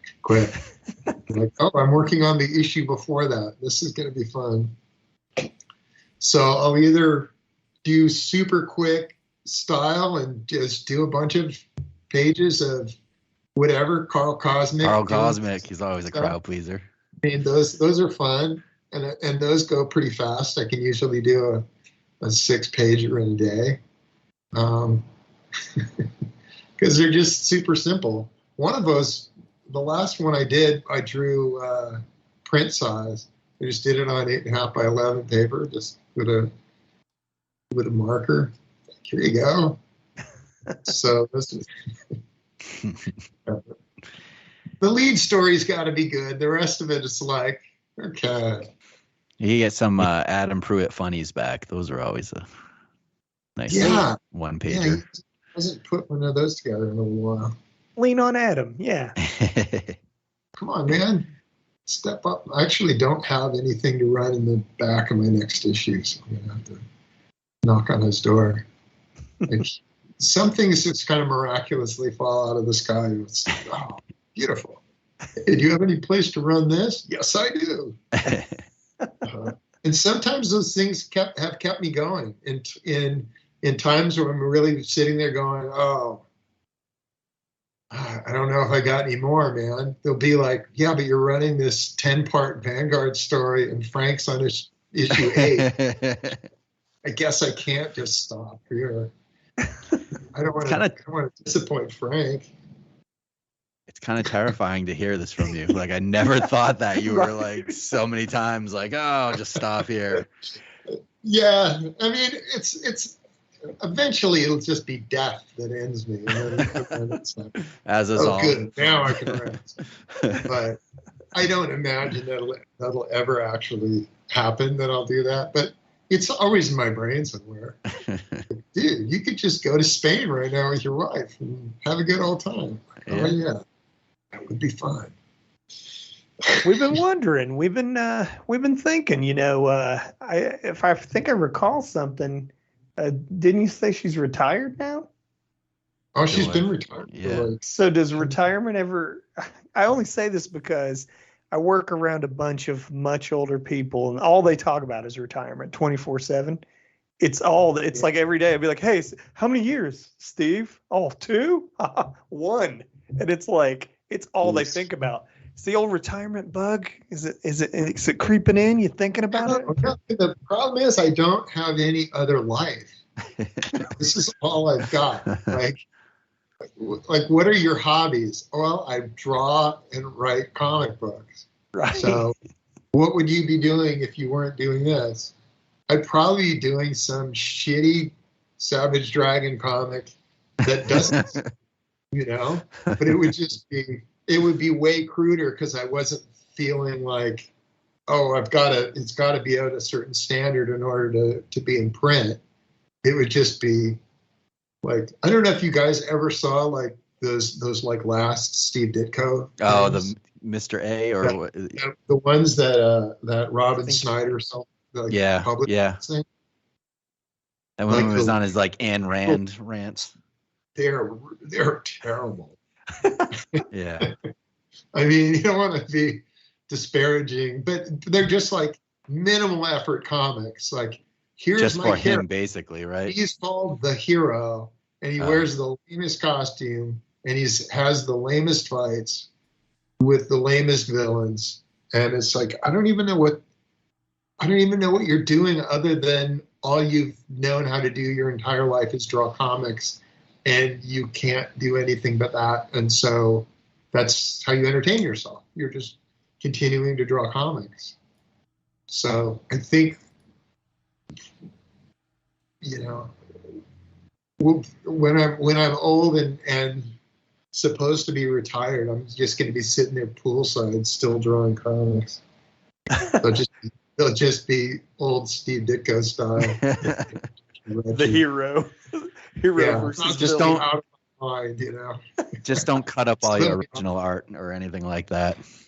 What was that? So don't cut up all your original art or anything like Steve Ditko. Burn it in a fire like Otley did. Yeah. Yeah. Good job, guy. Didn't know that later on it was going to be on TV, and you could sell those pages for a grip of cash. It's crazy. Heartbreaking. Yeah. I wanted to mention. I noticed that the solicitation for the second volume of the hardcover came out. Are you have you already worked on volume 2? Are you actively working on it to get that ready to go? And what can we expect? I should be. Is that going to have like a sketch section and everything? When I scanned in a bunch of sketchbook stuff for the first one, there was stuff where I'm like, well, this would be better in the second volume because it really doesn't apply here. But the second one will have a lot less sketchbook stuff just because there's a lot less material.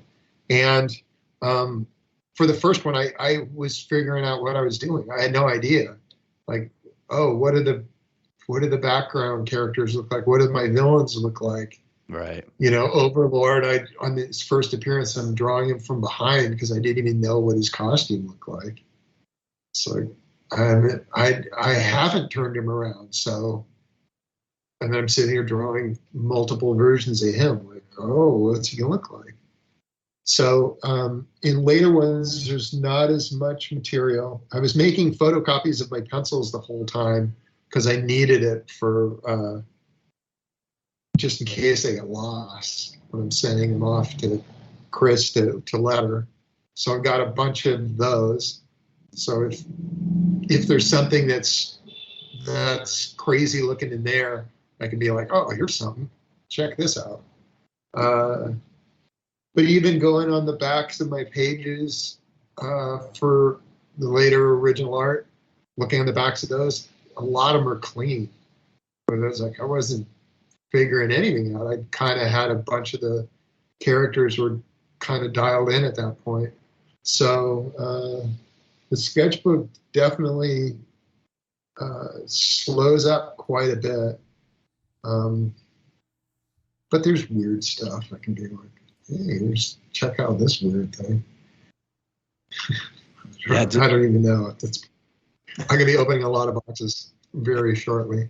It seemed like Volume 1 did really well. It was on a lot of like the top lists for sales for collections, and some of those websites were selling out, like those trade websites.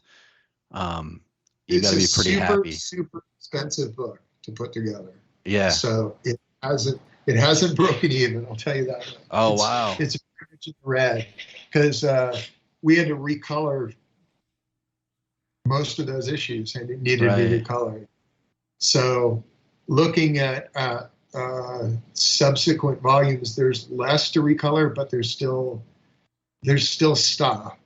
Yeah. So it may come to a point where I'm just scanning in comics and trying to clean them up, which, I mean, the end of that book, that's what it was. The backup stories were all scanned in from comics and cleaned up. And it's all right. The nice thing about it is that it's exactly what saw print, and it's, really, really close to that. Whereas when somebody's trying to match it by looking at it, it's tough. Some of the colors in where they're recolored it, I was like, God, it's not as bold as it was. Some of the original color was just, the darks were darker, and the contrast was a lot more than it was. There were more K-tones in the original. So we'll see. We'll see how it goes. If I'm scanning in comics and cleaning them up, then that'll happen. We'll cross that bridge when we come to it. But yeah, so I got my work cut out for me. I got a lot of stuff to do between these 100-page issue. What an idiot. But it's like, hey, remember Fantastic Comics? Here's 13 pages of Samson. You love him. I don't think you ever reprinted those Tootsie issues. There's that.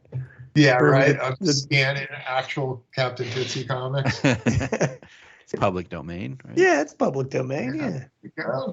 I didn't get all that Rex Dexter comic. I haven't scanned in all that. There's still plenty of Daredevil that's never seen.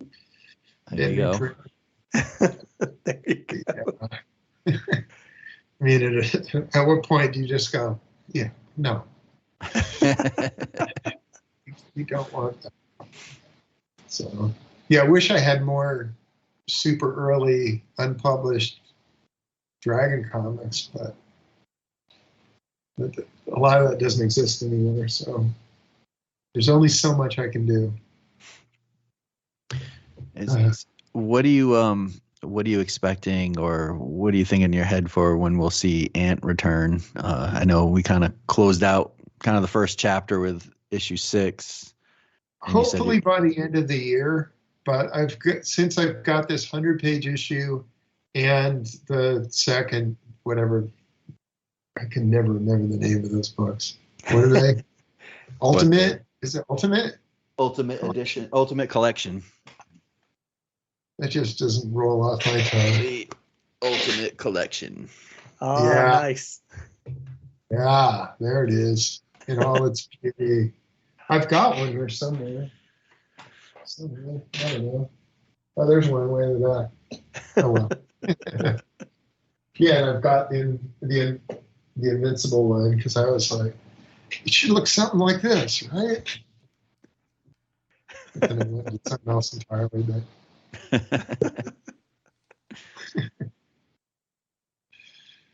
Well, anyway, yeah, so it just ends up being so much stuff that working on Ant is gonna going to be put aside for a little while I just put out these major fires, and then get back to it. But I'll probably just do Ant on the tablet, just because I think it's faster. And I wanted it to be inked with a dead line, and I can't really do a dead line with real paper, because even like the Pentel rolling writer, which is what I've been using predominantly, it just ends up being thick and thin depending on how much you're pressing and how much you're not. I don't know. Maybe it's something I shouldn't concern myself with, but I do. You got a really nice write-up in the Comics Journal, right? The one that really praised your coloring. That was awesome. I think we all agree. Like, the coloring is phenomenal. It's not something that you see anymore in comics, and it's just kind of like really interesting. Well, it's fun to do. I don't always think I'm great at it, and there's places in every issue where I go, oh, that was a bad choice. But whatever. I think six in particular was this fantastic. Panel here, like, I'm just going, that guy is too dark. If he was a little lighter, you could actually see that was a person. But I mean, whatever. Most of the time, I'm all right with it. I'm glad I've worked knockouts into this, because I wasn't using knockouts in the first few issues very much. And suddenly the last couple, I'm like, screw it, I love knockouts. Let's just go to town on knockouts. So that's more fun. Definitely. Go ahead. No, you go. Oh, I was gonna say, it definitely sets the book apart from other books. Like, there's tons of superhero comic books out there. This one's very like experimental, like loose, funky coloring, and it's just fun to look at. Yeah, well, that was the notion. Was I had Dragon, which looks one way, and I just didn't want to have another book that you could go, oh, look, it's the same thing. It's just more of the same. So, like, I like doing that style in that one issue of Savage Dragon a million years ago. Yeah. So I thought, all right, let's just try this out. I know it could go quick, but then I eat up all this time coloring it. So my coloring process is just so, okay, try this color out. Okay, that doesn't work. I'll try this color out. Okay, that doesn't work. I just don't have a formula really figured out. And then I'm having Mike do whatever you call this. What does he do? Flats. Mm-hmm. But I'm having him do gray flats. So, because I didn't want to be influenced by his color choices. That's awesome. Okay.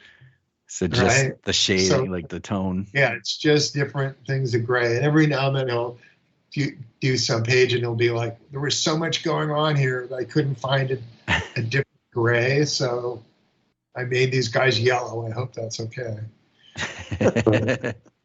But yeah, I really want, like, just give me the shapes. I don't want to be sitting here going, oh, that's a cool color green. I guess I'll use that.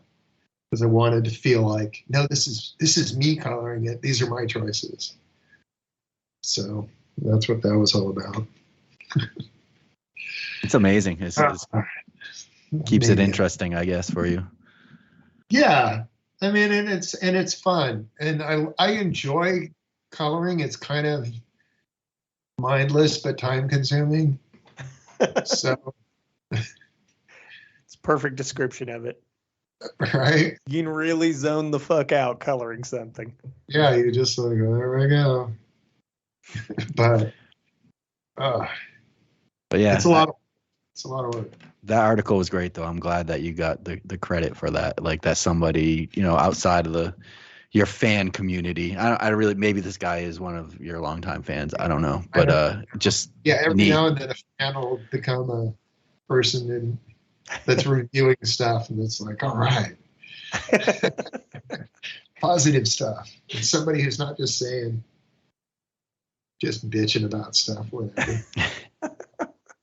Yeah, the guys who've decided I really want to hate you, so I'm going to go out of my way to find a reason to hate you, and then just harp on that forever. It's like, God, man. Such a waste of energy. It's such a waste of time and such a waste of energy. And they eventually find me on Facebook, and I immediately block them, and that's the end of that. You know, and it's like, this is the life you built around this. Okay, that's awesome.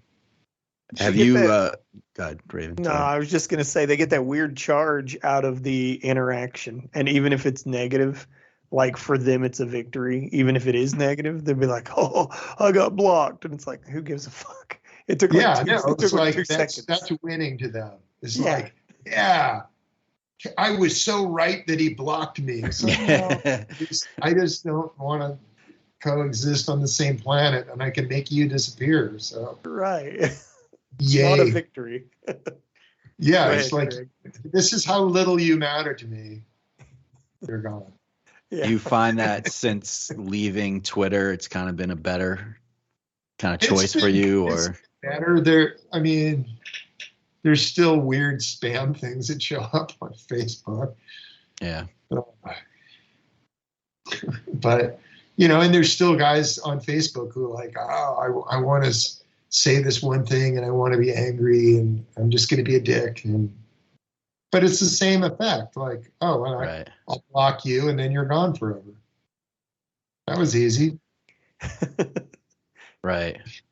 I find that like Facebook, you kind of like are in your same little island. The good thing about Twitter is you can kind of reach out a little bit. More people can kind of pick up on what you're doing or stuff. But then you get the trolls and everything a lot more with that. Yeah, so it's kind of a catch.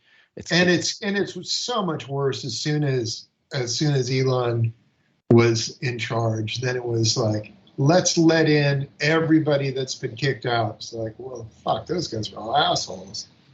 And then now we're gonna and I mean, I'm not on there. I don't have some weird alternate name, but you know, if you get an email from something and they've got a Twitter, they're like, this guy said this about you on Twitter, and they link you. You can click on that, and suddenly you're looking at Twitter for a second.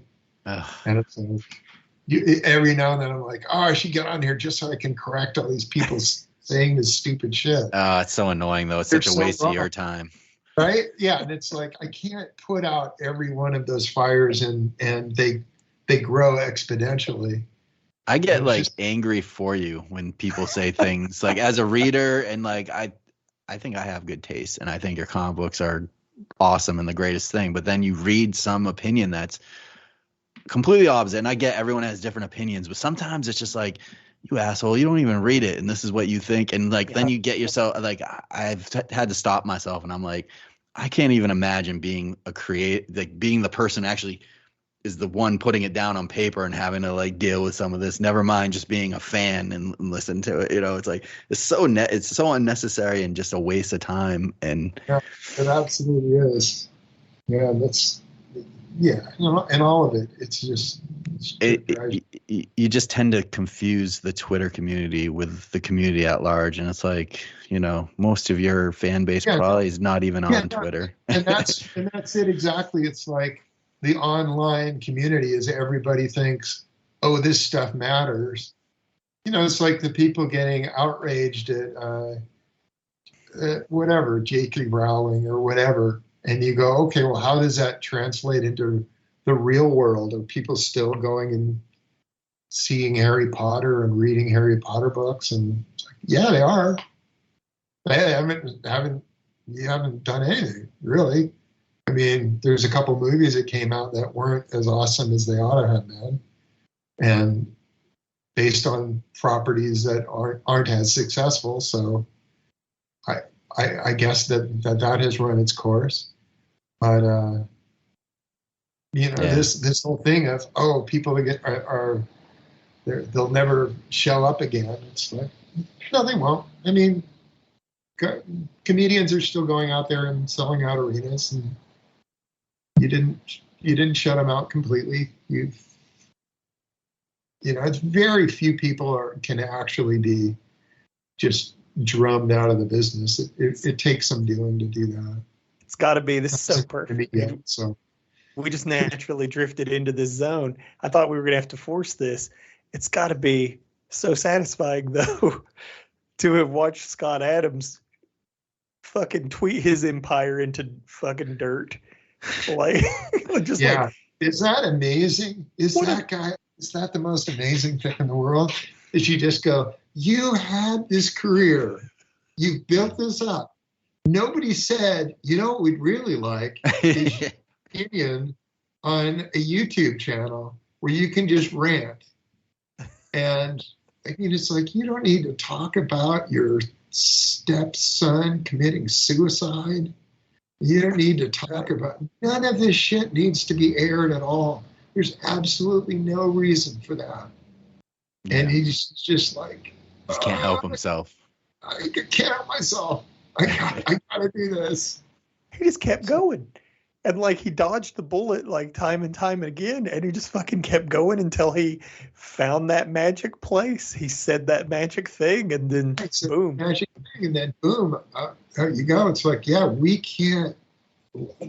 It's to a point where we can't ignore it. We've got too many people. We've got to shut you down. We got 30 years out of you, and now you're a crazy person. But now you're gone. Like a white Kanye West. You fucking can't keep your mouth shut. You're a goddamn maniac. God, what are you doing? I don't know. I guess I don't probably have any of those kind of opinions that are so extreme that would get me and then have people just going down my throat, other than having to show vaginas in every issue. I can do whatever I want. Okay, great. It is amazing how upset like 40-year-old adults get at seeing nudity in comics. Sometimes it's like, really, you're that upset about this? You wonder if they know their parents had sex. Like, you didn't just show up in an egg, Junior. Yeah, what's going on here? I don't know. I mean, whatever. I can do what I want to do. I can do whatever I want. We'll see what happens. See. People get upset. I know Diamond was at one point going, if he keeps doing this, we're going to have to put this in the adult section. Did they say that? Yeah, at one point. Wow. And it's like, I had too much, in too many issues in a row. It was just like 228, then followed it with 229. It's like, oh, geez. So this is just going to be the way this book is now? It's when you start having jizz in comics, then it gets body fluids. They start getting upset. It's like, look, I'm not having. It's so it's so subdued what I've done for the most part. It's just like it's so subtle that you can put that in like a comedy movie and people think it's hilarious. That's what I said is like the cum scene or whatever. It's like almost the same kind of thing happened in Scary Movie. No one says Scary Movie is pornography. No one would be caught dead saying that. And yet it's been 6 years and you have people that still talk about that goddamn issue. Well, also, I mean, you've got like that back of the panel gag of Guy and Deuter. Oh, that was so annoying. At the time, nobody paid any attention to it or even noticed what the hell was going on. And tried to twist it. And there was like worse shit has gone on in South Park. That was like way worse than that. Yeah. And these guys are trying, and there's like these online trolls like, oh, this is child pornography. It's like, well, first of all, you don't even know how old Guy and Deuter are. They've been in the comic for 20, 30 years. They didn't really care. They were just trying to nail you for something. So yeah. They weren't offended. This provocative to you? Because it's not drawn remotely provocative. They were just trying to like no, it's like cause some shit for you. I want to be offended. What can I find? Oh, there's this. Yep. All right. I feel like that was also headed by what's his name? The guy that did Comic Skate.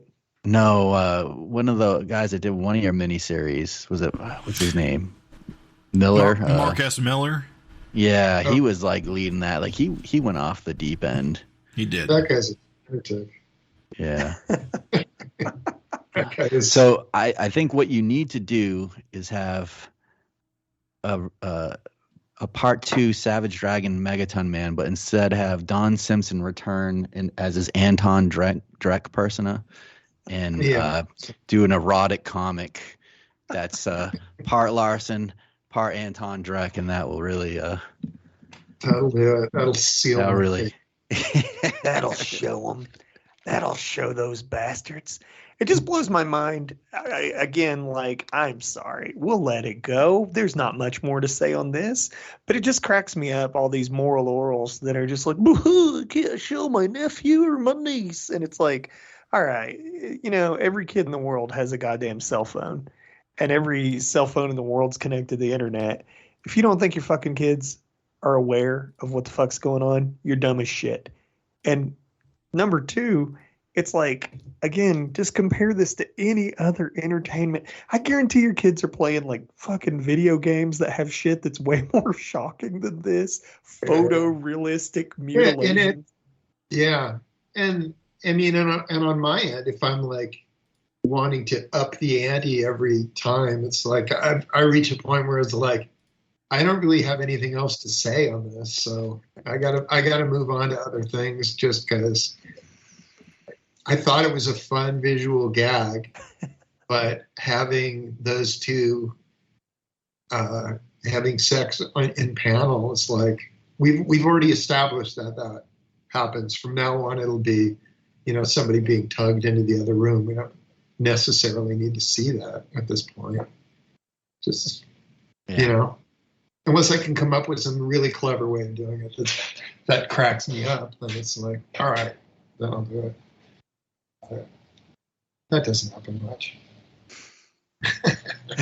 Well, I think that's the charm of Savage Dragon. I feel like you have a whim, or you just follow whatever you like to do, and I think that's what's fun, and that's what's part of the charm of the book, is that there's no one telling you can't do something, and if you don't like the direction it's going on, wait 15, 20 issues, and it'll be going in a totally different direction.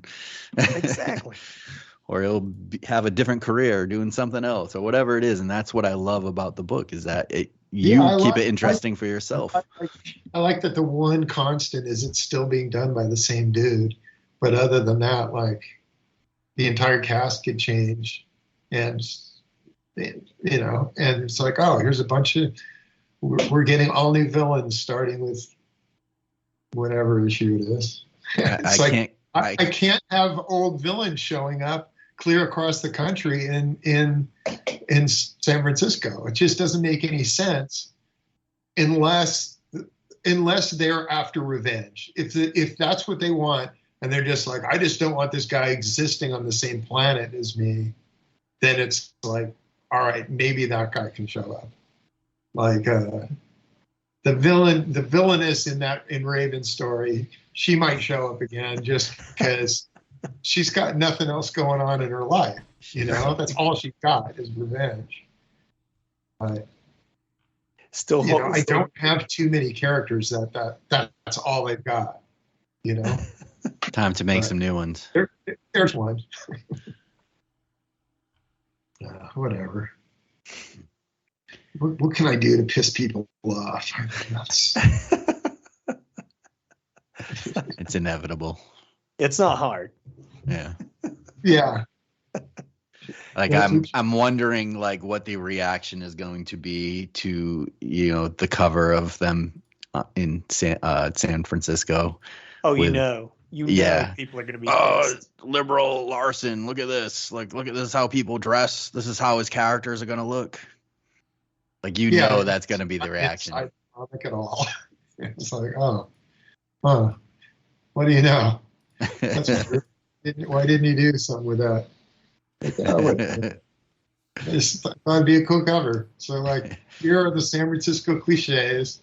Here are the characters dressing as I want to fit in, and this is how you dress to be here. And then once you're actually there, it's like, Oh, hardly anybody does this? Okay. I guess we'll dress like regular humans.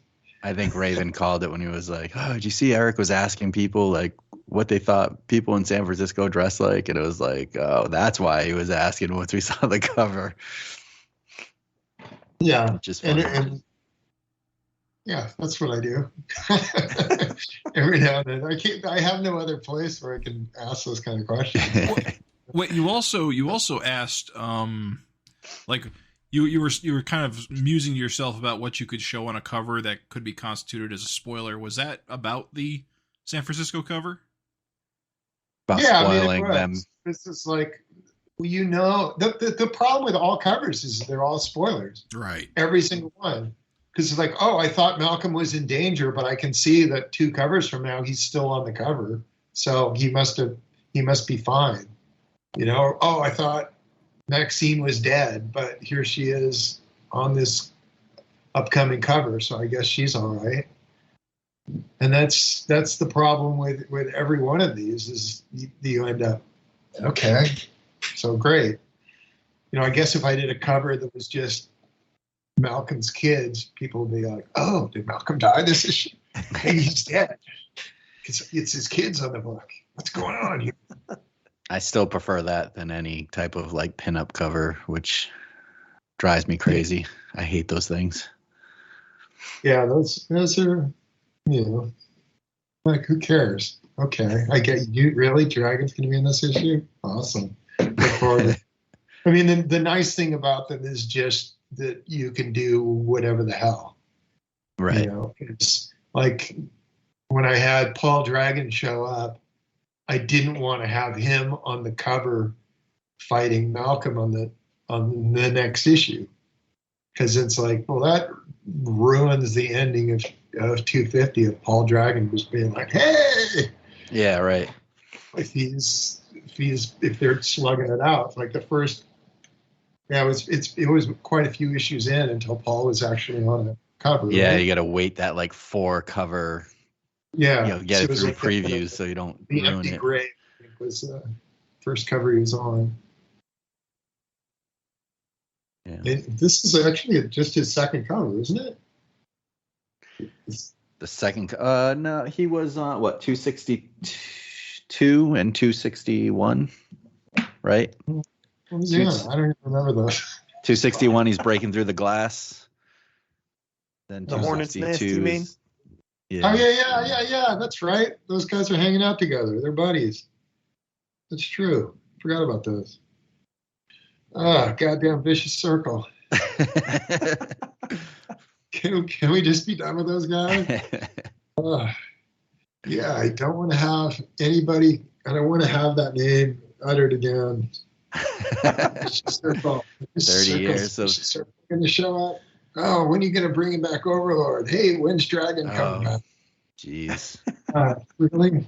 You're going to have Dragon back? 60-year-old man? We got Paul yes, for that. I'm still fighting crime, damn it.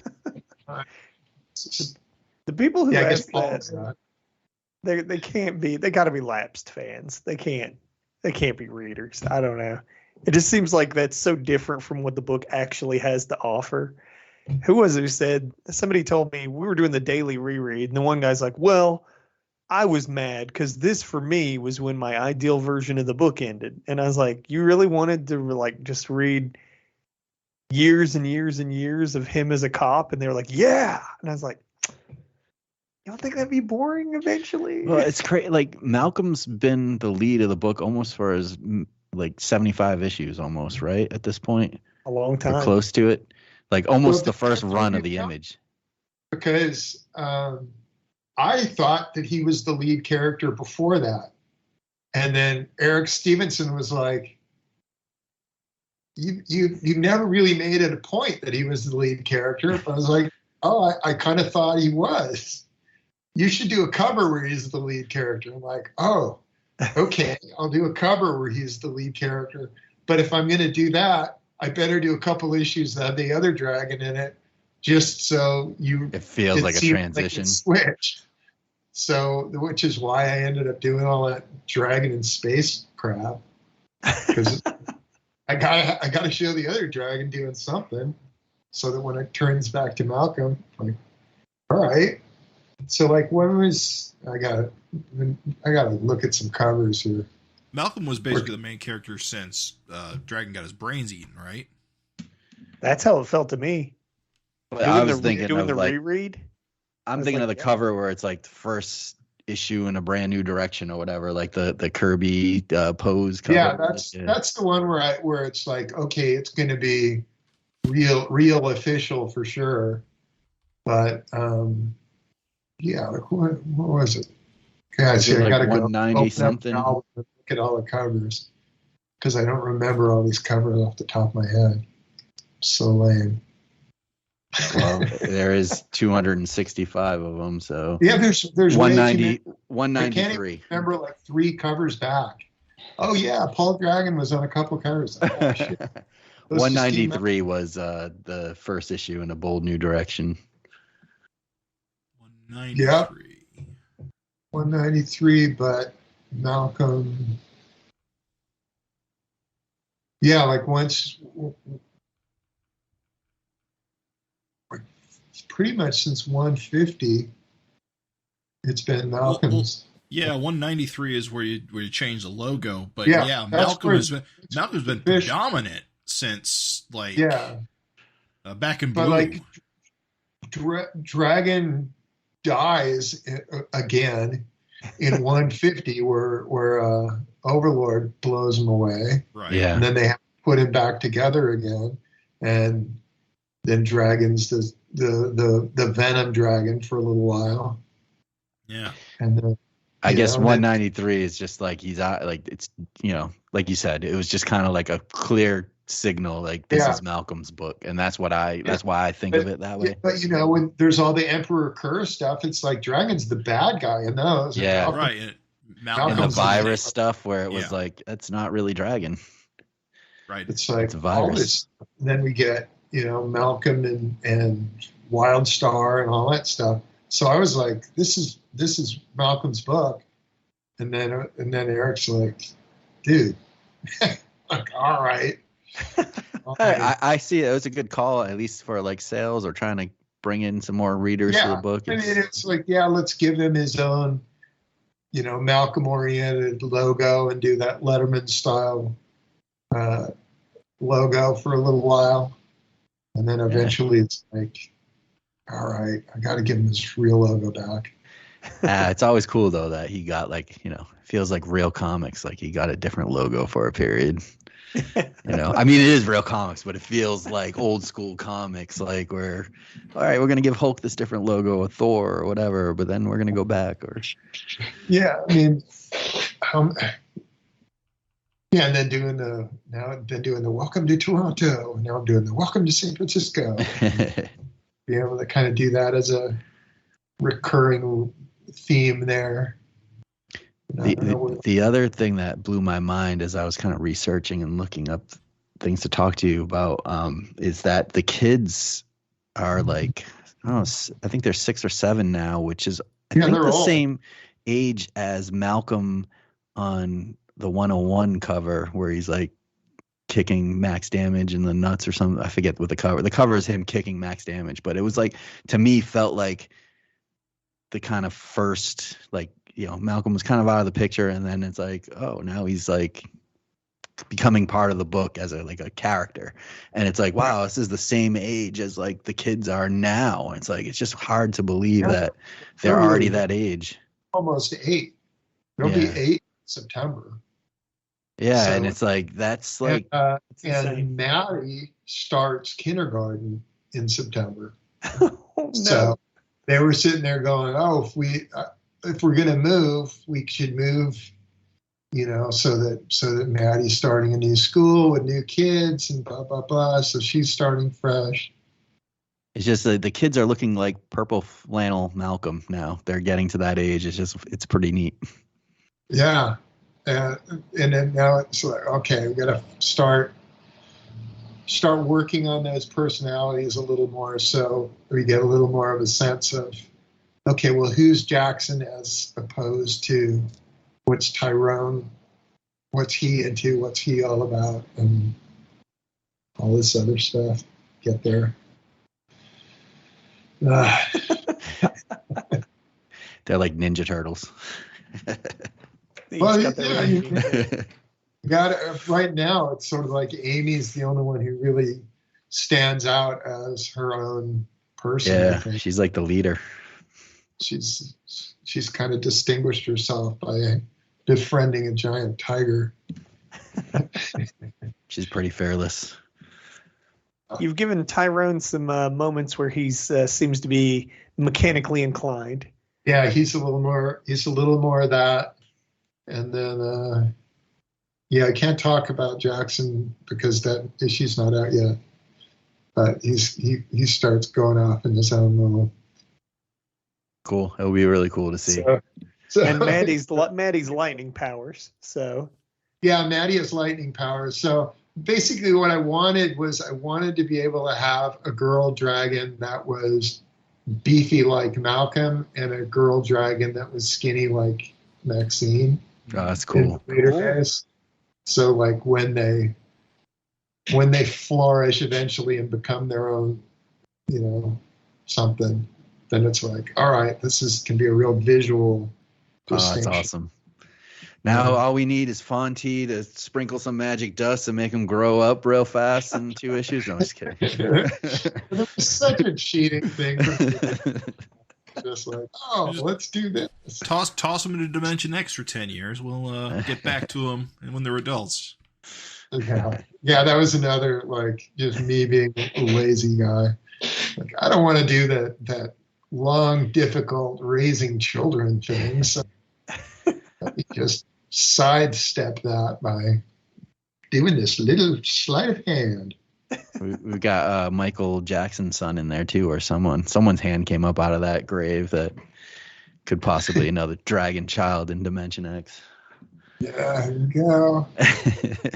Well, Lorella's got a whole gaggle of them. Oh, that's true. Europe too. or somewhere. Yeah. Yeah, but none of those guys have powers. Those are yeah, they're all just regular Krylons. Boy. Well, I think we said it all. Unless you guys have some more. I think we've been going. We for took a lot of your time. Almost 3 hours. So this was one of our epic interviews. Yeah, I can wait for did that not dinner feel bill. like 3 hours. A dinner bill never came. Yeah. This never happens. Yeah, we never beat the dinner bell. Yeah, that's it. I think she may just be like, you told me you're on a podcast. You told me you guys go for a while, so you can just come out and have all dinner. Well, we apologize if you missed dinner, but whatever. Dear It's listeners, we could see him getting weaker. Famished. What am I doing here? Less hand Yeah, gestation. there's still, I still love making comics. I still love having comics. I still like the ideas of I may not know what I'm going to do next issue, but I know what I'm doing, 10 years down the road and where I want some of these characters to be at that point. So there's a lot of that's definitely there. It's cool. So it's just cool to see somebody who's been doing it for so long remain passionate. And it's just cool to see you highlight like new talents like Simon and still experiment in new ways. Like when we flip through 264, it just feels fresh and exciting. And I mean, I don't know, it's fucking crazy that you're just still kicking the ass of people who are just getting started. I'm just like, these new guys should have fresh blood in their veins. Like they should be kicking your ass. But you're kicking their ass. What bothers me more is the writing end of comics, where people are like, let's do this as a 6-part story. That drives me up the wall. And in some ways, Savage Dragon and older comics have ruined new comics for me. Because I'm just like, what did they do? What did they do this issue? Oh, they went from here to here? What the hell's that? That's nothing. I just told 30 years of somebody's backstory in one time. Like, Jesus, man, get somewhere. What are you even doing? I like that. I have that pressure all the time of, you got to cover a month's worth of material. What goes on in this month, or just have there be huge spaces of time where nothing happens, essentially. Which, now that all the vicious circle guys have been rounded up, that's sort of how Toronto's become. And there's nothing much for me to do here. Right. So let's move on to another supervillain hotspot. Yeah. Let's make this into something. Have the Bay Guardian show up again. Yes. Yeah. Hope he's the first one Youngblood recruits. Yeah. It is really exciting. Like, we were really bummed with last year not getting much, but after these first 2 issues this year, it's like, I feel like, I don't know, like you haven't missed a beat. They've been some of the funnest comics to read. I just thoroughly enjoy them. We sit here and we just talk our asses off about them, especially the last issue. We had so much to say and talk. Like, it's funny, you read a book, you read it twice, and then when you sit down with a couple of friends and chat about it, and it's like all the things we can pick out and enjoy and read, and read between the lines, or Easter eggs or whatever it is. It's like, what is this? What's going on here? So good. So I appreciate that. Thank you. Yeah. Thank you for making the best damn funny book on the shelf for 30 years. I'm gonna make some more. I'm looking forward to that. Awesome. I just got to get over that 300. I just want to get on to 301 and 302. Then the pressure will be off. You can actually start making comics. Yeah, right? As soon as I'm past 300, then it's like, okay. So how many are we now? It's like, it doesn't even matter, man. All right. Then you're gonna want to hit all those milestones that you hit on Amazing Spider-Man, and 330 is gonna, and then don't plant those seeds, Greg. Yeah, just to get to 287, which was my first Spider-Man. I'm doing the first one when I was doing Spider-Man. I got to get Walt Simonson to do me a 337 cover that I could just sit there. Yeah. And like, all right, here we go. You better be alive, you son of a bitch. So, all right. Yeah, well, I know. Yeah. There's stuff I'm just itching to get to, so we can't wait. Yeah, fantastic. Well, thanks for your time. I really appreciate it. We all appreciate it. It's always a pleasure. Thanks for being so free with your time and indulging us. Hopefully, thanks for having me, guys. See you again, maybe in 6 issues or something like that, and do it all over again. It doesn't need to be a huge gap. If you guys are like, let's make this happen. I'm fine chatting with you guys. So anytime you want to do it. Sounds good. I appreciate that. Cool. All right. Well, go eat your cold dinner. Yeah. All right. Look forward. Ding-a-ding. Later, guys. See ya. Bye.